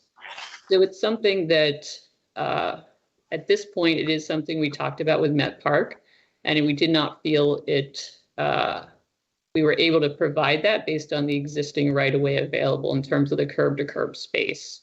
It's something that, as travel patterns return, or we figure out what the new normal is in terms of travel patterns, and with the Met Park completion and operation up and running, it is something we can reevaluate in terms of what the facilities and what the right allocation of that right-of-way is in that area. But at this point, unfortunately, we have not figured out a way to provide the bike facilities within the existing curb-to-curb space. Moving. So the existing curb-to-curb is about 100 feet, right? I believe it is 2 travel lanes in each direction, and then parking on both sides, and then the striped bike lane. I don't know exactly what that adds up to. So call it 50, 60, 85-ish. Okay. And so if you're separated, you would be adding what, like another 6? Or sorry, something like that? 6 to 7? 6 to 8, 7 or 8, somewhere around there. The other challenge, and again, if I want to come back to that in a second, because I want to talk about just the portion just to the west of Fern to provide a little more holistic look at this. Again, thank you. We were showing this again is currently it is just a bike lane on the street. And part of the Costco, the Pentagon City PDSP, that does have guidance in terms of what the street cross section should look like. When that was adopted, bicycle facilities were not provided. It's something that when those come through for the final site plan, we can look at providing those bike facilities in terms of what that would mean for the proposed development. It's not something we have been evaluating or looked at yet.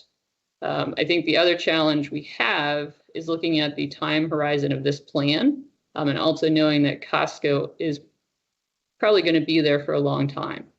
And so that portion may not be developed for a long time, and it may not be redeveloped in the planning horizon, which is why we did debate, honestly, a lot about this. I think there's probably a potential to provide those bike facilities with the redevelopment of the Costco property. But since we don't know that timing, it's something that I think is probable, but I'm not sure it's within the time horizon of this plan. And so that's why we did maintain it as the peach. It's something we could circle back with staff and talk about, does it make sense to change it to the blue dash as a potential? And so the reason I wanted to talk about that and then come back to the portion between Elm and Fern is the other part of that, is then with the travel lanes, we need to make sure they align across the corridor. So if we make, improvements or we move where the travel lanes are for one portion, we would need to make sure it aligns with portions east and west of that. And so that's where it does become, that larger corridor needs to be looked at to figure out what makes most sense in terms of geometry. Ms. Gabor, I really appreciate you walking through that level of detail, and thank my colleagues for indulging this line of questioning. So I think I would end with a couple points. Yes, you're absolutely right, Ms. Gabor, that we need to make sure that the travel lanes don't just go in weird ways. They need to be consistent across the blocks here for safety and for sure. But I think this is the stage to do it. I think this is where we commit to making sure it happens. And the plan also indicates that there's going to be a mode shift, a significant mode shift away from SOVs. And so if you're going to provide that level of investment to get people out of cars, protected bike lanes is a cheap investment and a way to do it. I think this is the way to do it. And I guess the last point I'll make is it seems like you have the width, but you need to take out parking. And it comes out of the street is the 7 feet that you need, 7-8 feet. It comes out of a parking lane. That's a way to get it. So thank you, Ms. Gabor. I will concur, I'm sure, Mr. Chairman, with the motion you'll be making later, and I'll yield back. Thank you, Commissioner Schroll, and I'd like to align myself with your comments. I was thinking exactly the same thing, that maybe this is where the parking lanes have to be sacrificed. As I said, this is the only opportunity we have for an east-west low-stress bike lane until decades in the future when the Costco site redevelops. So I think now is the time to put in this plan that we will be putting, as things develop, we will be putting in a protected bike lane along the entire stretch. Again, that's my editorial comment. Thank you. Commissioner Weir, you're up, and then again back to Commissioner Hughes. So I mentioned that one of the two maps websites or tools gives you the striping. It doesn't give you the lane widths. Ms. Gabor, do you happen to know off the top of your head what the lane widths for the 4 travel lanes are in that stretch of 15th Street? I have no idea. I'm going to guess they're at least 11 feet because we do 11-foot minimum for transit vehicles. And just looking at it, graphically, it doesn't look like there's a lot of, they don't look like extra wide lanes. Right. And that, is one of the challenges we do have when we do have minimum lane sizes. And no, I'm sorry. Please finish your thought. Oh, I was just going to say, when we design something, we do have those minimum lanes. If in the future, if it's 5 or 50 years later, trying to find extra width does become a challenge. So when you say that we do 11-foot width lanes for transit vehicles, that means that all 4 of the lanes are 11 feet. We don't do like 10 feet and 11 feet. Or I take your point that you don't know off the top of your head. I'm just I'm just curious about it, and so thank you for the answer. And to quote Commissioner Schroll, I'll yield back to. Thank you, Commissioner Hughes. Thanks, Commissioner Lantomi. And I don't want to, keep going after this point, but I do think that Commissioner Weir, Commissioner Schroll bring up important points. And Commissioner Lantomi, I think what Ms. Gabor is trying to tell us is the pinch point, Ms. Gabor, my understanding in staff's analysis, is the Fern intersection fundamentally. Is that a correct assumption? Between Fern and Elm. And a lot of that, again, is because it was redeveloped relatively recently. And so we don't see, like with the Costco, we know it probably will redevelop sometime. When that is, it could be a long time from now. But in that area, we don't see either building redeveloping anytime soon. So we do have that curb to curb that we have to work with. So I guess I'll be real brief. I think in our next conversation, when we actually get to the motion making after the RTA next month or whenever this comes back to us, having those specific details of the narrowest pinch point for us to be able to advise the county board appropriately would be very helpful. I will say, when staff says that we want a consistent travel experience for cars, I feel a little jaded there because I take this route with my kids, both my 5-year-old and 3-year-old, hanging on the back of my Turn GSD, speeding down this road to the daycare plenty of times. And I will tell you that when you send me out of a protected bike lane and into the Sharrow down here, I piss off a car because I'm traveling at 25 miles an hour and they don't like me very much. And they have a lethal weapon pointed at me and I don't carry anything with me to point back. And so I really do take this seriously, and it really does bother me a little bit that we don't take it more seriously at the staff level.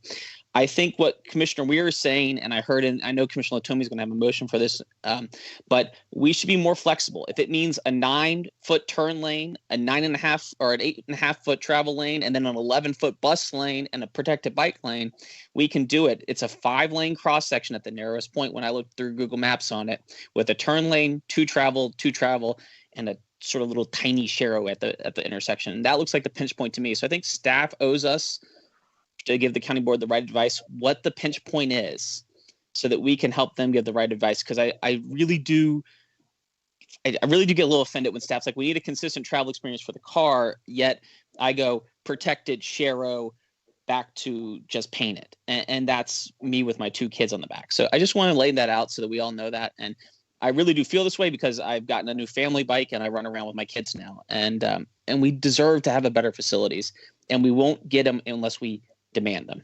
So thank you, Ms. Kabor. I know you guys are doing a great job. Thank you, Commissioner Hughes. Do we have any other comments on transportation? I'm going to circle back a little bit to the green ribbon. And one of the questions that was raised by one of the commenters on the width of it, Mr. Matusik, you had one slide up there that showed the width of a green ribbon, which included the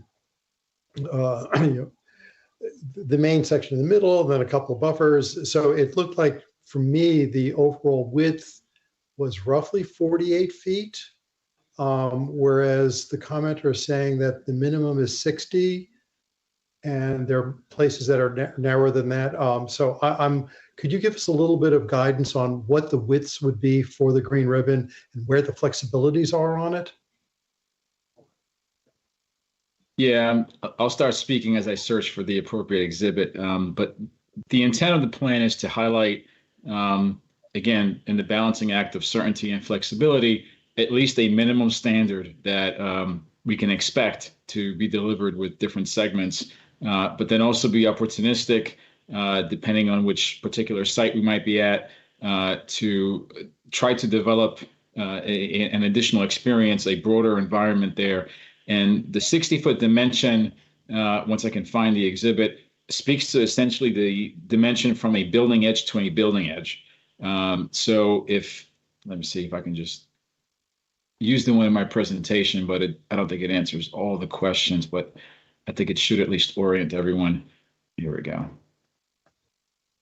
So this cross section, speaks to the minimum that we're trying to achieve in all areas. But some of them, especially when you look at the map showing the locations of the green ribbon, where we have that thicker green dotted line, those would have an expanded and broadened experience. The 60-foot dimension would be calculated and inclusive of the frontage area. So it would be literally taken from this building edge all the way to this building edge, and having all these different frontage types being expanded slightly. So there's only a handful of those throughout the study area. And like many other topics that have been highlighted tonight, it's certainly one that we'll probably return to prior to coming back in the February public hearings with additional updates on that. So are you saying that it is possible that at some points it could be a bit narrower than that, whereas in other spots it would be wider? That 60 is overall what we're looking for, but we could go in and out? Or is 60 the absolute minimum it can be? In some areas, we're trying to express it as a minimum because what the number also highlights is our intent to have a public access easement. So this is the other characteristics of all the green ribbon segments, is that it's not just simply providing a pedestrian pathway with some additional landscape opportunities and biophilic treatments, but making sure that it doesn't just serve the property that it's on, that we are coming back to that original and really starting point for much of the recommendations in this plan about ensuring that there's a convenient and accessible pathway to existing and future planned open space amenities and destinations, and that these spaces can contribute to. And some, I think, are strategically located where that 60-foot dimension becomes critical, considering the amount of density that might be coming online, or perhaps that it is a segment of A to B between pretty critical destinations that simply will likely have to carry a certain volume of pedestrians and even bicyclists. So, but I'll come back and work closely with the property owners to verify exactly if there are specific pinch points that we need to address and make further refinements to. Thank you very much. Commissioner Gearin, your hand was up, or is it back down again? Thank you, Mr. Chair. I had the same question as you. I wanted a little more explanation about the flexibility with regard to the ribbon, given that we heard from some of the property owners that that might be an issue. But I do want to say, since I have the floor for a moment, that I am pleased with the plan. I participated in some of the meetings and heard the community comments and provided some information on biophilia. And I'm happy to see that the document reflects a lot of the community issues in the development of the principles. Mr. Chair, there was an issue I raised with part of the review of the plan, and if I may raise that now, and that is, I'm not sure if this goes under community facilities or transportation, but given that we are actively planning for more development in this area, where can we include that vital link through the country club for emergency access? It is appropriate to raise it. Thank you very much for doing so. Thanks. So anyone from staff, either Mr. Matusik or Ms. Gabor, that should be, I understand, in the capital plan, but I think the current capital plan that the county will move ahead with it, but it should be noted somewhere within this document that it is an emergency access. It is something the county has long range wanted to do. It should be noted, at least noted. Yeah, and I've brought up, again, I guess our favorite map here, to highlight that it does appear on our bicycle map in terms of the broader network of connectivity. Part of it, I think, is the degree to which a plan of this nature in this location, I think, can continue to highlight the expectation that we are looking to still facilitate that improvement. And I think the other aspect of this will be the continued monitorization and monitoring, but also bringing this back up during next year's CIP discussions to have a better understanding of when we can expect those improvements to occur. There's obviously the design element of this, which I understand to be underway, but also the actual improvements themselves. We can always come back and see if there's additional clarity we can provide on that. Do you think you should add that as an action item to the end in the list of action items? Actually, before I commit to that, our DES colleagues, are there any updates on the design aspect of this trail connection? Because I feel like simply adding it to our implementation matrix might already speak to an ongoing process that is funded and may have already begun or will soon begin. That would make it really short term then. Yeah. Hi, this is Dan Maloff, DES. Yeah, you're correct. My understanding of this project is that it's funded in the CIP. I would have to look up the exact listing for it, but this is essentially considered an existing condition as far as this plan is concerned. It's. I mean, I know it's not built yet, but it's a baseline condition that's assumed that will happen. We can certainly speak to it in the plan, give additional references to it. But yeah, I mean, it's going to happen. Good, but even so, belt and suspenders, it wouldn't hurt to have it in there. Yeah, I mean, that's a good comment. We can certainly take that forward. Great, Thank you. Commissioner Hughes. Mr. Chair, only because it's my favorite topic, and I want to just almost cry for. I feel like my time, when I leave in 18 months, I have Commissioner Gearing, Commissioner Lantomi, you both advocating when I'm no longer here. Since every CIP conversation in the past 6 years, I brought this up. And I will quote staff on that it is currently funded because it is not funded on the last CIP that was approved, and is still not yet a dollar has been spent to design or improve it, to my knowledge. But I would like to, we were talking about areas for staff to include. So for the public record, I hope that in the next 2 months, staff will then take a look at, since you've included the note on the map of its connection, and then you've identified that area in your equity lens, how the two are interlinked for the improvements to the green space and the accesses you're going to provide in this plan. Because you've identified in the equity analysis that census tract outside of the area as part of your analysis.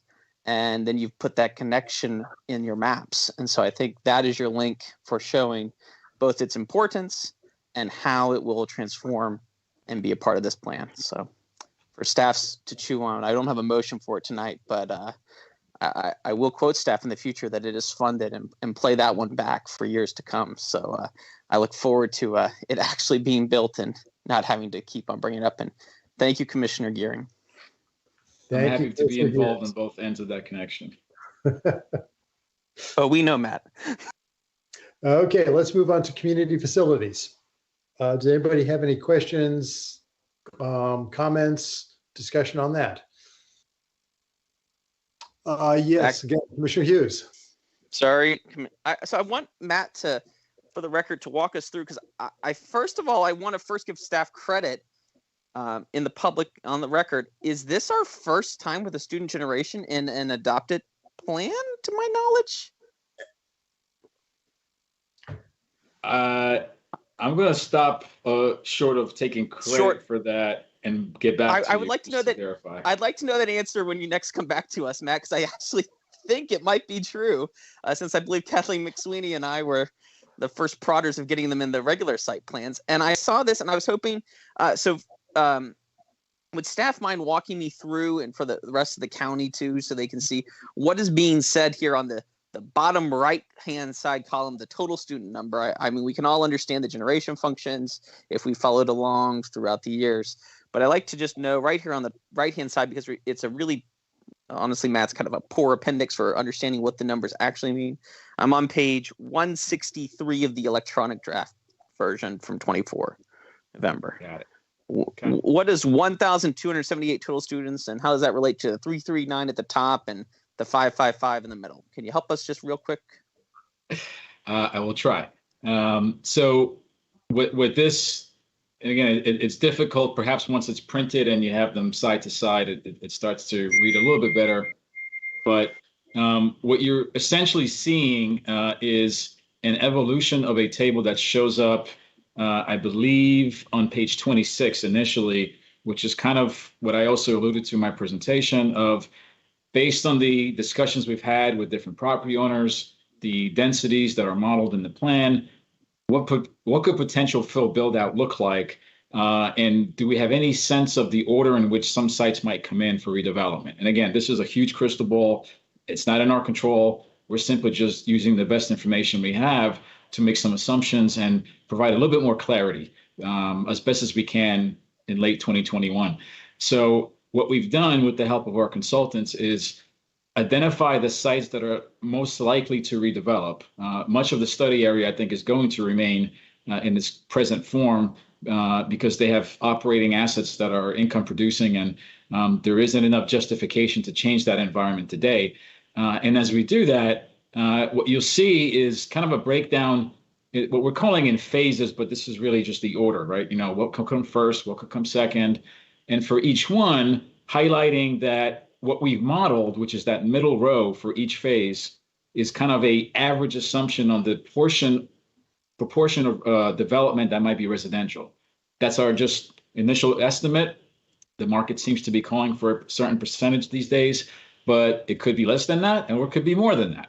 So accounting for the spectrum of potential outcomes there, we've tried to carry that forward in terms of presuming what the future density might be as each phase of these projects begins to be realized. What we've done at the bottom of that is highlight the totality of just the development that might be introduced pending the full build out of the plan, which may take decades, and then adding that to the existing densities that we have in the study area. And this is where you get to the final bottom figure here, where we say existing and future. So considering that introduction to the table, if I pan over now to the right, what we've done is, let's just say in this category here, the 555, for example, that represents the totality of students that may be generated in the less residential scenario of phases 1 through 5. It does account for the different levels, elementary, middle, and high school, which you can see the breakdown earlier in the presentation here, where we track these different columns. So in terms of consistency with the modeling, for example, the average proportion of residential, 702 would be the number that I think most closely follows the modeling that has taken place in the plan itself. And that, again, that is the totality of students, accounting for, let's say, 161 high school students, quick math, 137, am I getting that right? 157 middle school, and 384 elementary school students. And then we're tracking that with what we were showing in our records for current enrollment and compiling it into a grand total.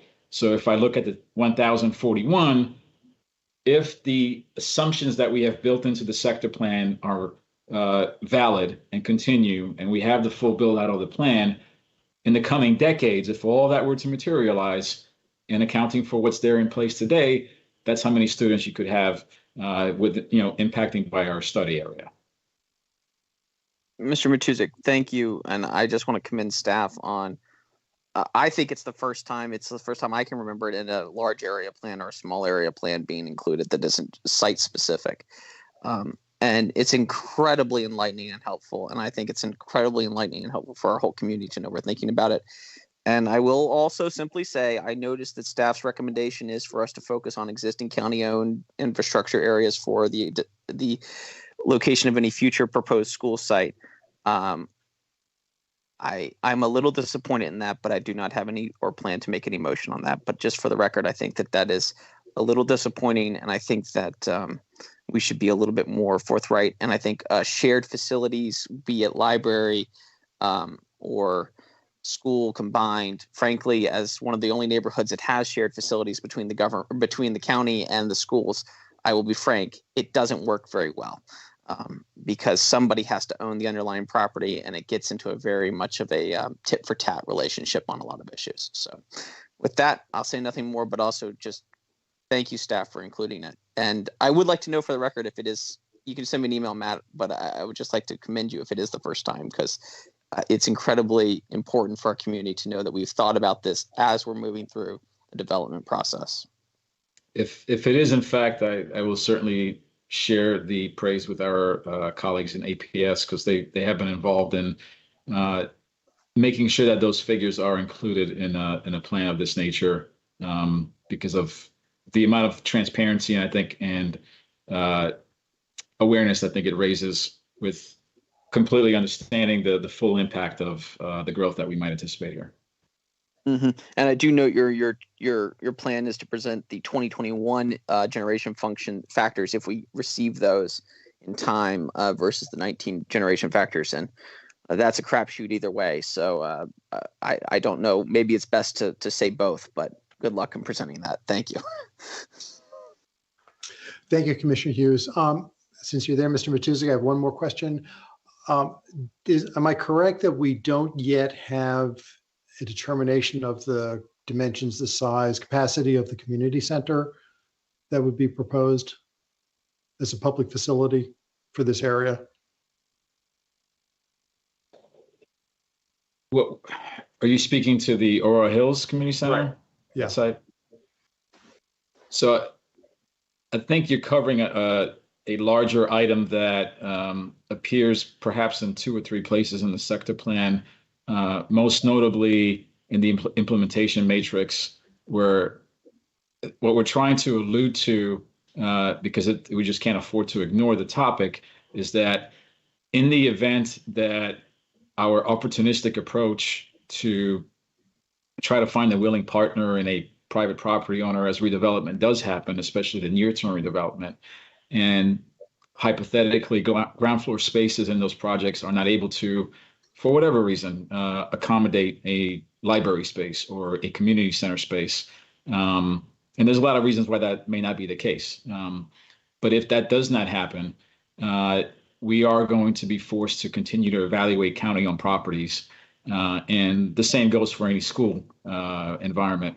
And as that happens, and there's only so many of those in 22202, specifically on the west side of Route 1, what we need to be mindful of is not pursuing too many specific siting efforts or master planning efforts at an ad hoc level at different schedules, because there really could be a significant benefit to having a coordinated effort that looks at the potential future conditions of the park, whether or not and to what degree they might be impacted if a school were to be sited at the Aurora Hills location. And if that all were to come together, what could be the impacts of the existing community center and library if they had no choice but to return to that existing location, but perhaps in a different configuration, perhaps with additional improvements or expansions, but as independent facilities, because we've learned from other instances that the public library serving adults cannot really commingle with a library serving a elementary school. So understanding those lessons learned from other examples, I think is something we were trying to highlight at this stage, knowing that subsequent efforts and the CIP discussions will provide greater clarity in that. Thank you very much. If there are no further questions on community facilities, let's move on to sustainability and sustainable design. Does anybody have any comments on that? Yes, Commissioner Schroll. Thank you, Mr. Chairman. A quick question, Mr. Matusik, about the implementation actions and how they correspond with the policy for sustainable design. So in the policy section, it talks about encouraging electric buildings as feasible, and mentions induction cooktops and improving indoor air quality, et cetera. But when we get down to the implementation actions that seem to correspond, it really focuses on the second portion of that policy section, which is focusing on building infrastructure around EVs, which is critically important and I'm supportive of. But I'm wondering about the first portion of the policy and whether that is envisioned to be incorporated in the implementation action but not mentioned, or if the implementation action is really meant to be more focused on the expansion of EV infrastructure and to more closely align with staff's current work on that issue that I know Rich Dooley and others are kind of working on. So just interested in if you could provide any clarity on the intent of the implementation action, that would be helpful. Sure. And it just seems that from what you're describing that I think there's opportunities to elaborate on items 7 through 9 in the implementation matrix, because they do kind of blur the line, if you will, in terms of staff's responsibilities moving forward and the monitoring that will happen, the, I think annual research and analysis on best practices, new technologies, and updating our policies in an effort to be more aggressive and forward thinking. And I think that those type of statements blended with guidance directed at the development community in terms of what our expectations are, stopping short of specifically highlighting exactly the mechanism through which I think they're going to achieve some of these goals, and allowing that innovation to occur from site to site is something that we're going to continue to track. And I suspect over the next month or two, as we're doing some final reviewing of the entire document, there may be some kind of reconciliation between the additional sections that were added and kind of revisiting the core components of the plan to make sure there's consistency, and if things like that jump out, to maybe address those. So I have it added to my list, and we can circle back to that. Mr. Matusek, that's great. Yeah, I think to the extent that staff is willing to be more inclusive there, I think that would be wonderful. We, as a county, I think need, as you hear probably through your colleagues, that every site plan, that the focus really on building electrification as a key one, and also getting away from fossil fuels for building heating and for cooking and things like that is critical, and trying to identify strategies for that. Also for kind of HVAC pieces, so trying to incorporate heat pumps and stuff like that in our future buildings. Technology, as was identified in a recent report that we saw in concert with the update to the green building policy, kind of identified that some of the tech is there and some of it isn't, especially for bigger buildings. So I think if staff could be working on that in the background again with your colleagues, I think on all these fronts, not just EVs, that would be fantastic. So thank you for taking it back. Thank you, Commissioner Schroll. If there are no further questions on that, we can move on to equity. Does anybody have any questions on that aspect of the plan?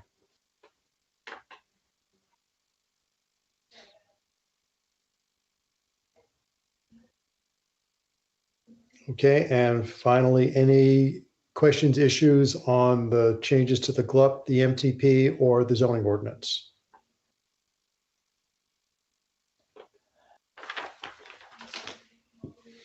Hearing none, I think it's time for us then, if anybody, last chance for any comments on the plan. Otherwise, we can start moving on to motions.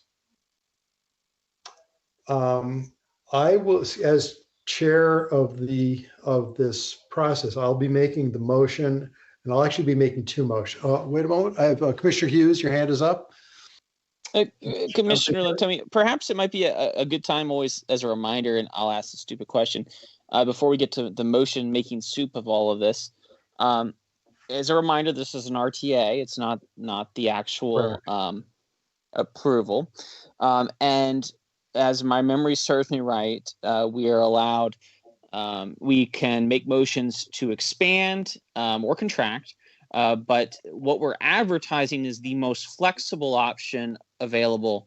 And then if the county board wants to go down from there, that's fine. But if they want to go more flexible, it's not okay. Am I correct in that, Commissioner Lantomi? Or maybe we get a staff person to help remind us of all those nuances of this motion making? We've talked about that, so Mr. Matusek can address that. I believe we've gotten assurances that we can make changes.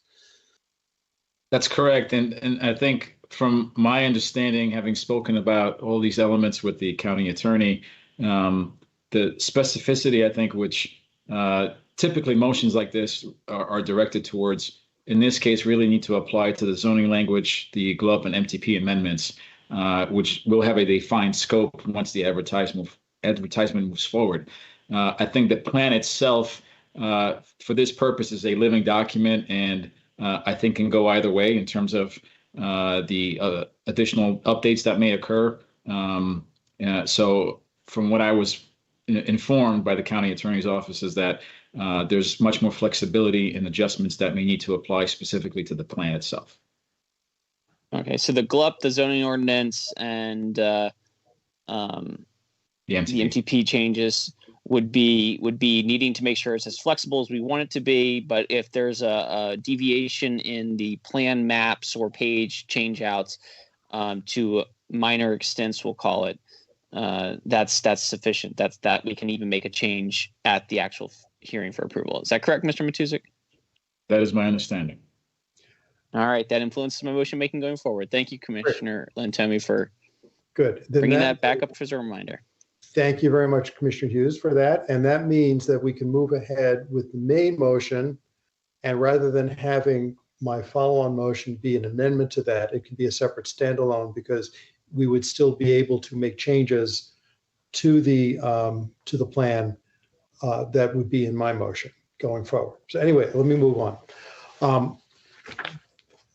The first motion, I move that the Planning Commission recommend that the County Board adopt the attached resolution, Attachment 1, authorizing advertisement of public hearings by the Planning Commission on February 7th, 2022, and the County Board on February 19th, 2022, to consider the following elements associated with the Pentagon City Planning Study.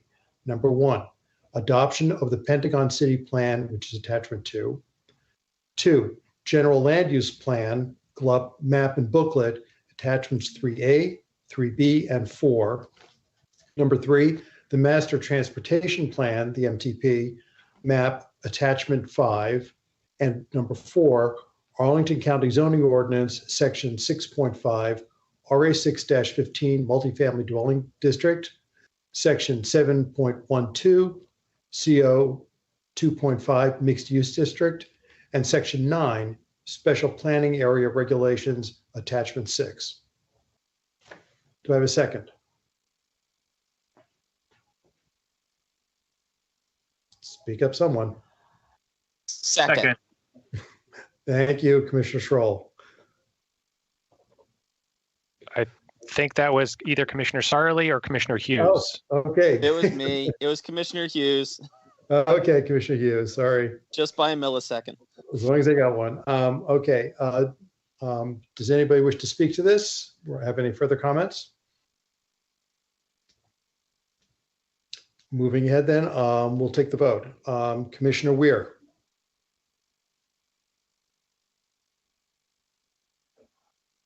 Aye. Commissioner Schroll. Aye. Commissioner Hughes. Aye. Commissioner Gearin. Aye. Commissioner Bagley. Aye. Commissioner Peterson. Aye. Commissioner Sarley. Aye. And I vote aye as well. I believe that Commissioners Morton, Steinberger, and Patel are absent. If you're here, you can speak up now. I'm here, Elizabeth Morton. Oh, very good. And you vote? Aye. Thank you. Thank you. Commissioners Patel and Steinberger are not present. Okay, good. Okay, good. Thank you. The motion passes. I'm also now going to make my own motion. Madam Clerk, can you put the wording up on the screen? Yes. Everyone can read it. Okay.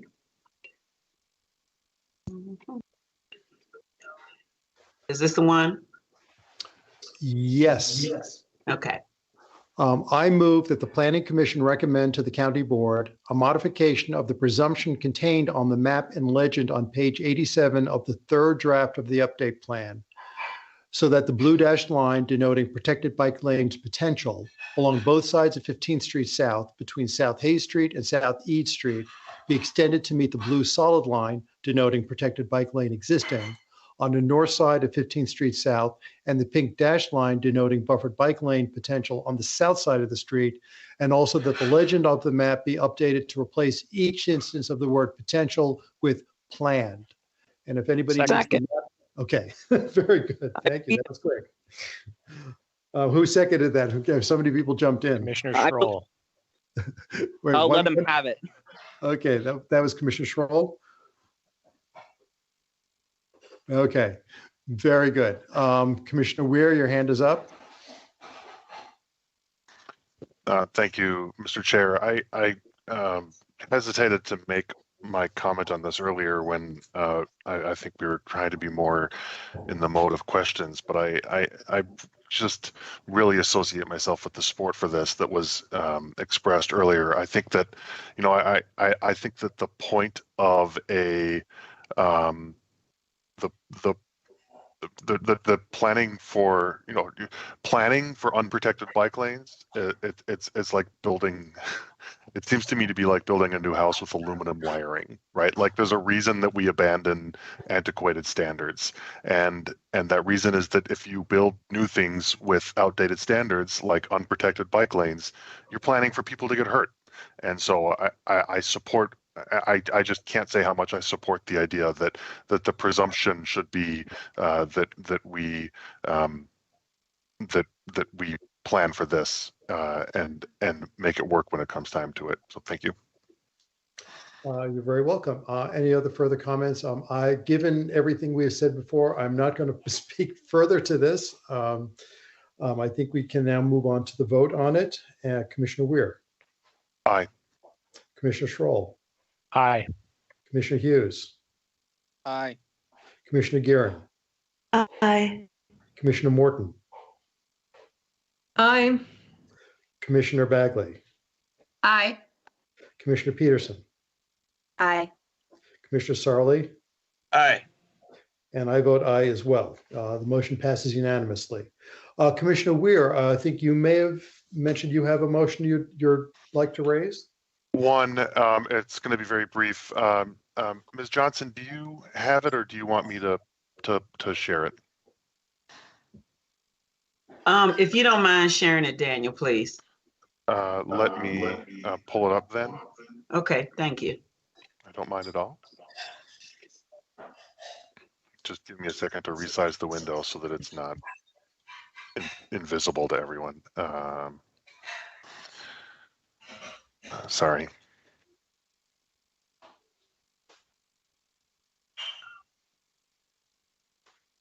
Almost there.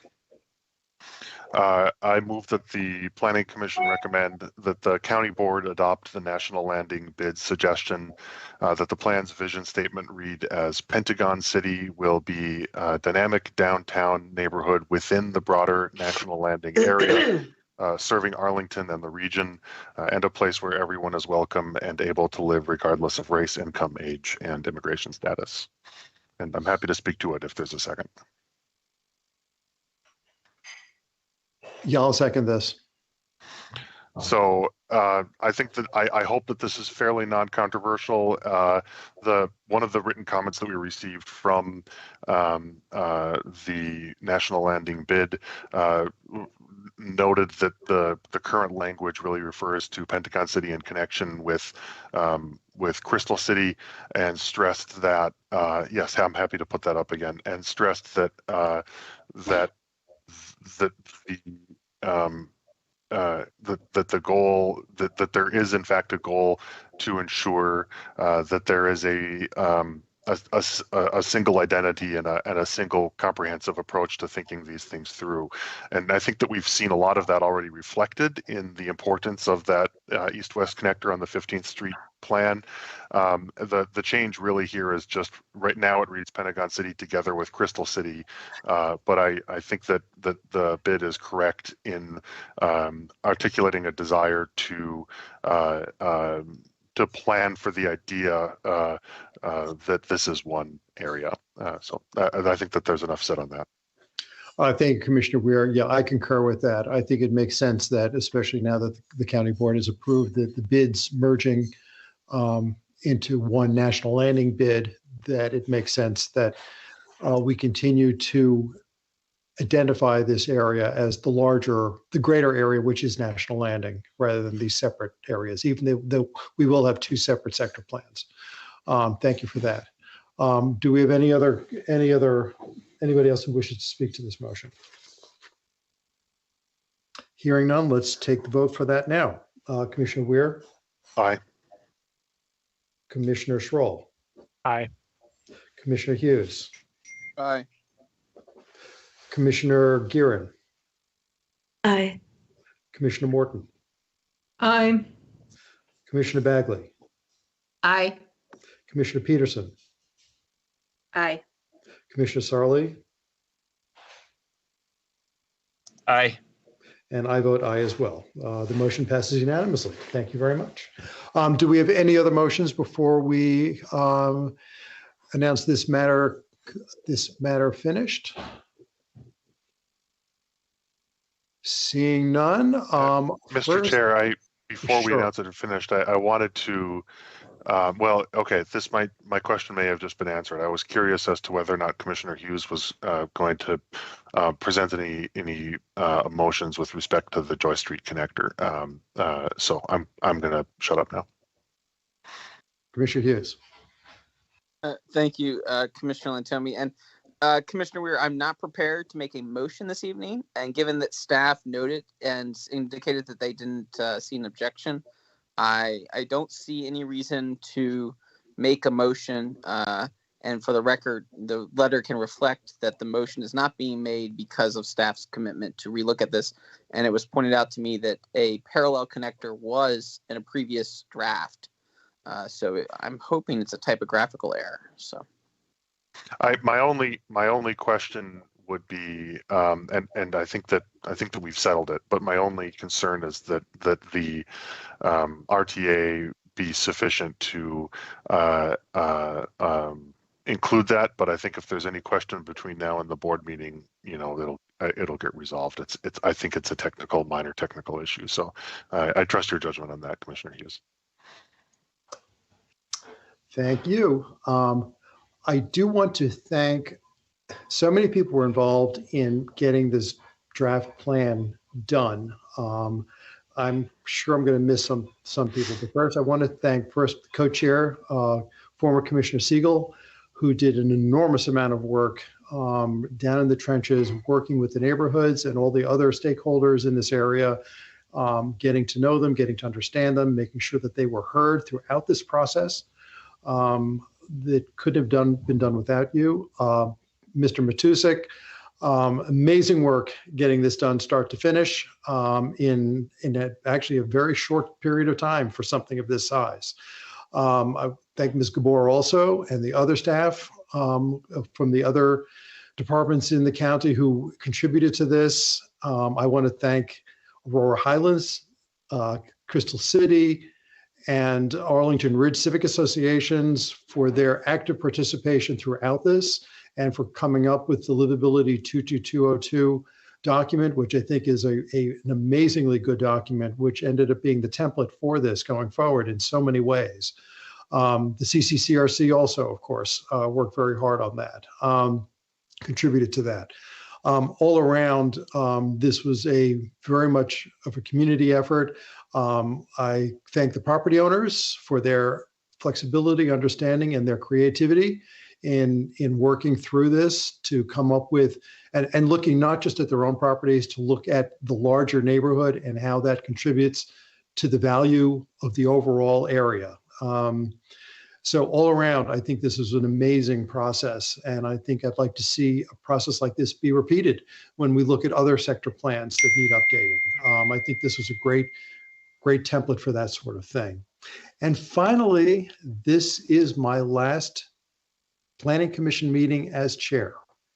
I want to thank all of you, my fellow commissioners. You've been spectacular colleagues in helping support me getting through this very, very weird year. Your creativity, your willingness to be flexible, and our ability to learn by doing our meetings in very different ways and still being effective, still moving forward. I think all of us learned a lot from this. I think we found things that work really well that'll continue going forward. Other things, not so much. And it was great learning together from all of you. I continue to look to each of you for different things. You all have areas of expertise and specialties that are strengths that I always look to your comments. So I always encourage you, please do speak up at meetings, because you do add to the mix here. And this is where the 11 brains are better than one. Again, thank you very much for all of your time, your patience, and your support over the past year. And with this, I can turn it over to our chair-elect, Daniel Weir. Thank you all. Let me do our final reading here. This has been I get my script right here for this. I do want to thank everybody who participated tonight, including the members of the public, the applicant, the staffs. The items heard this evening, again, are expected to go to our county board on December either 11th or 14th, and Commissioner Steinberger will be representing us at those meetings. All of the staff that labored to make this work tonight, special thanks to Ms. Johnson, our clerk, to Ms. Joanne Harrison, to the to SBRC Supervisor Matt Pfeiffer, to David Wood, our IT guy, and to others who made it happen. Our meeting for tonight is adjourned until our next meeting in January. Thank you all. Good evening. Thank you, everyone. Bye. Thank you, Jim. Thank you, Happy everyone. Thank you, Jim. Happy Jim. holidays. Thanks, everybody. Happy Happy holidays. Thanks, everybody. Happy holidays. See you on the new year. Bye-bye. Happy holidays. Good night, Mr. Matuzek. Good job, Matt. Thank you all. Great job, Matt. Mr. Great Mayor. job. Thanks. Good job, Crystal City Mayor.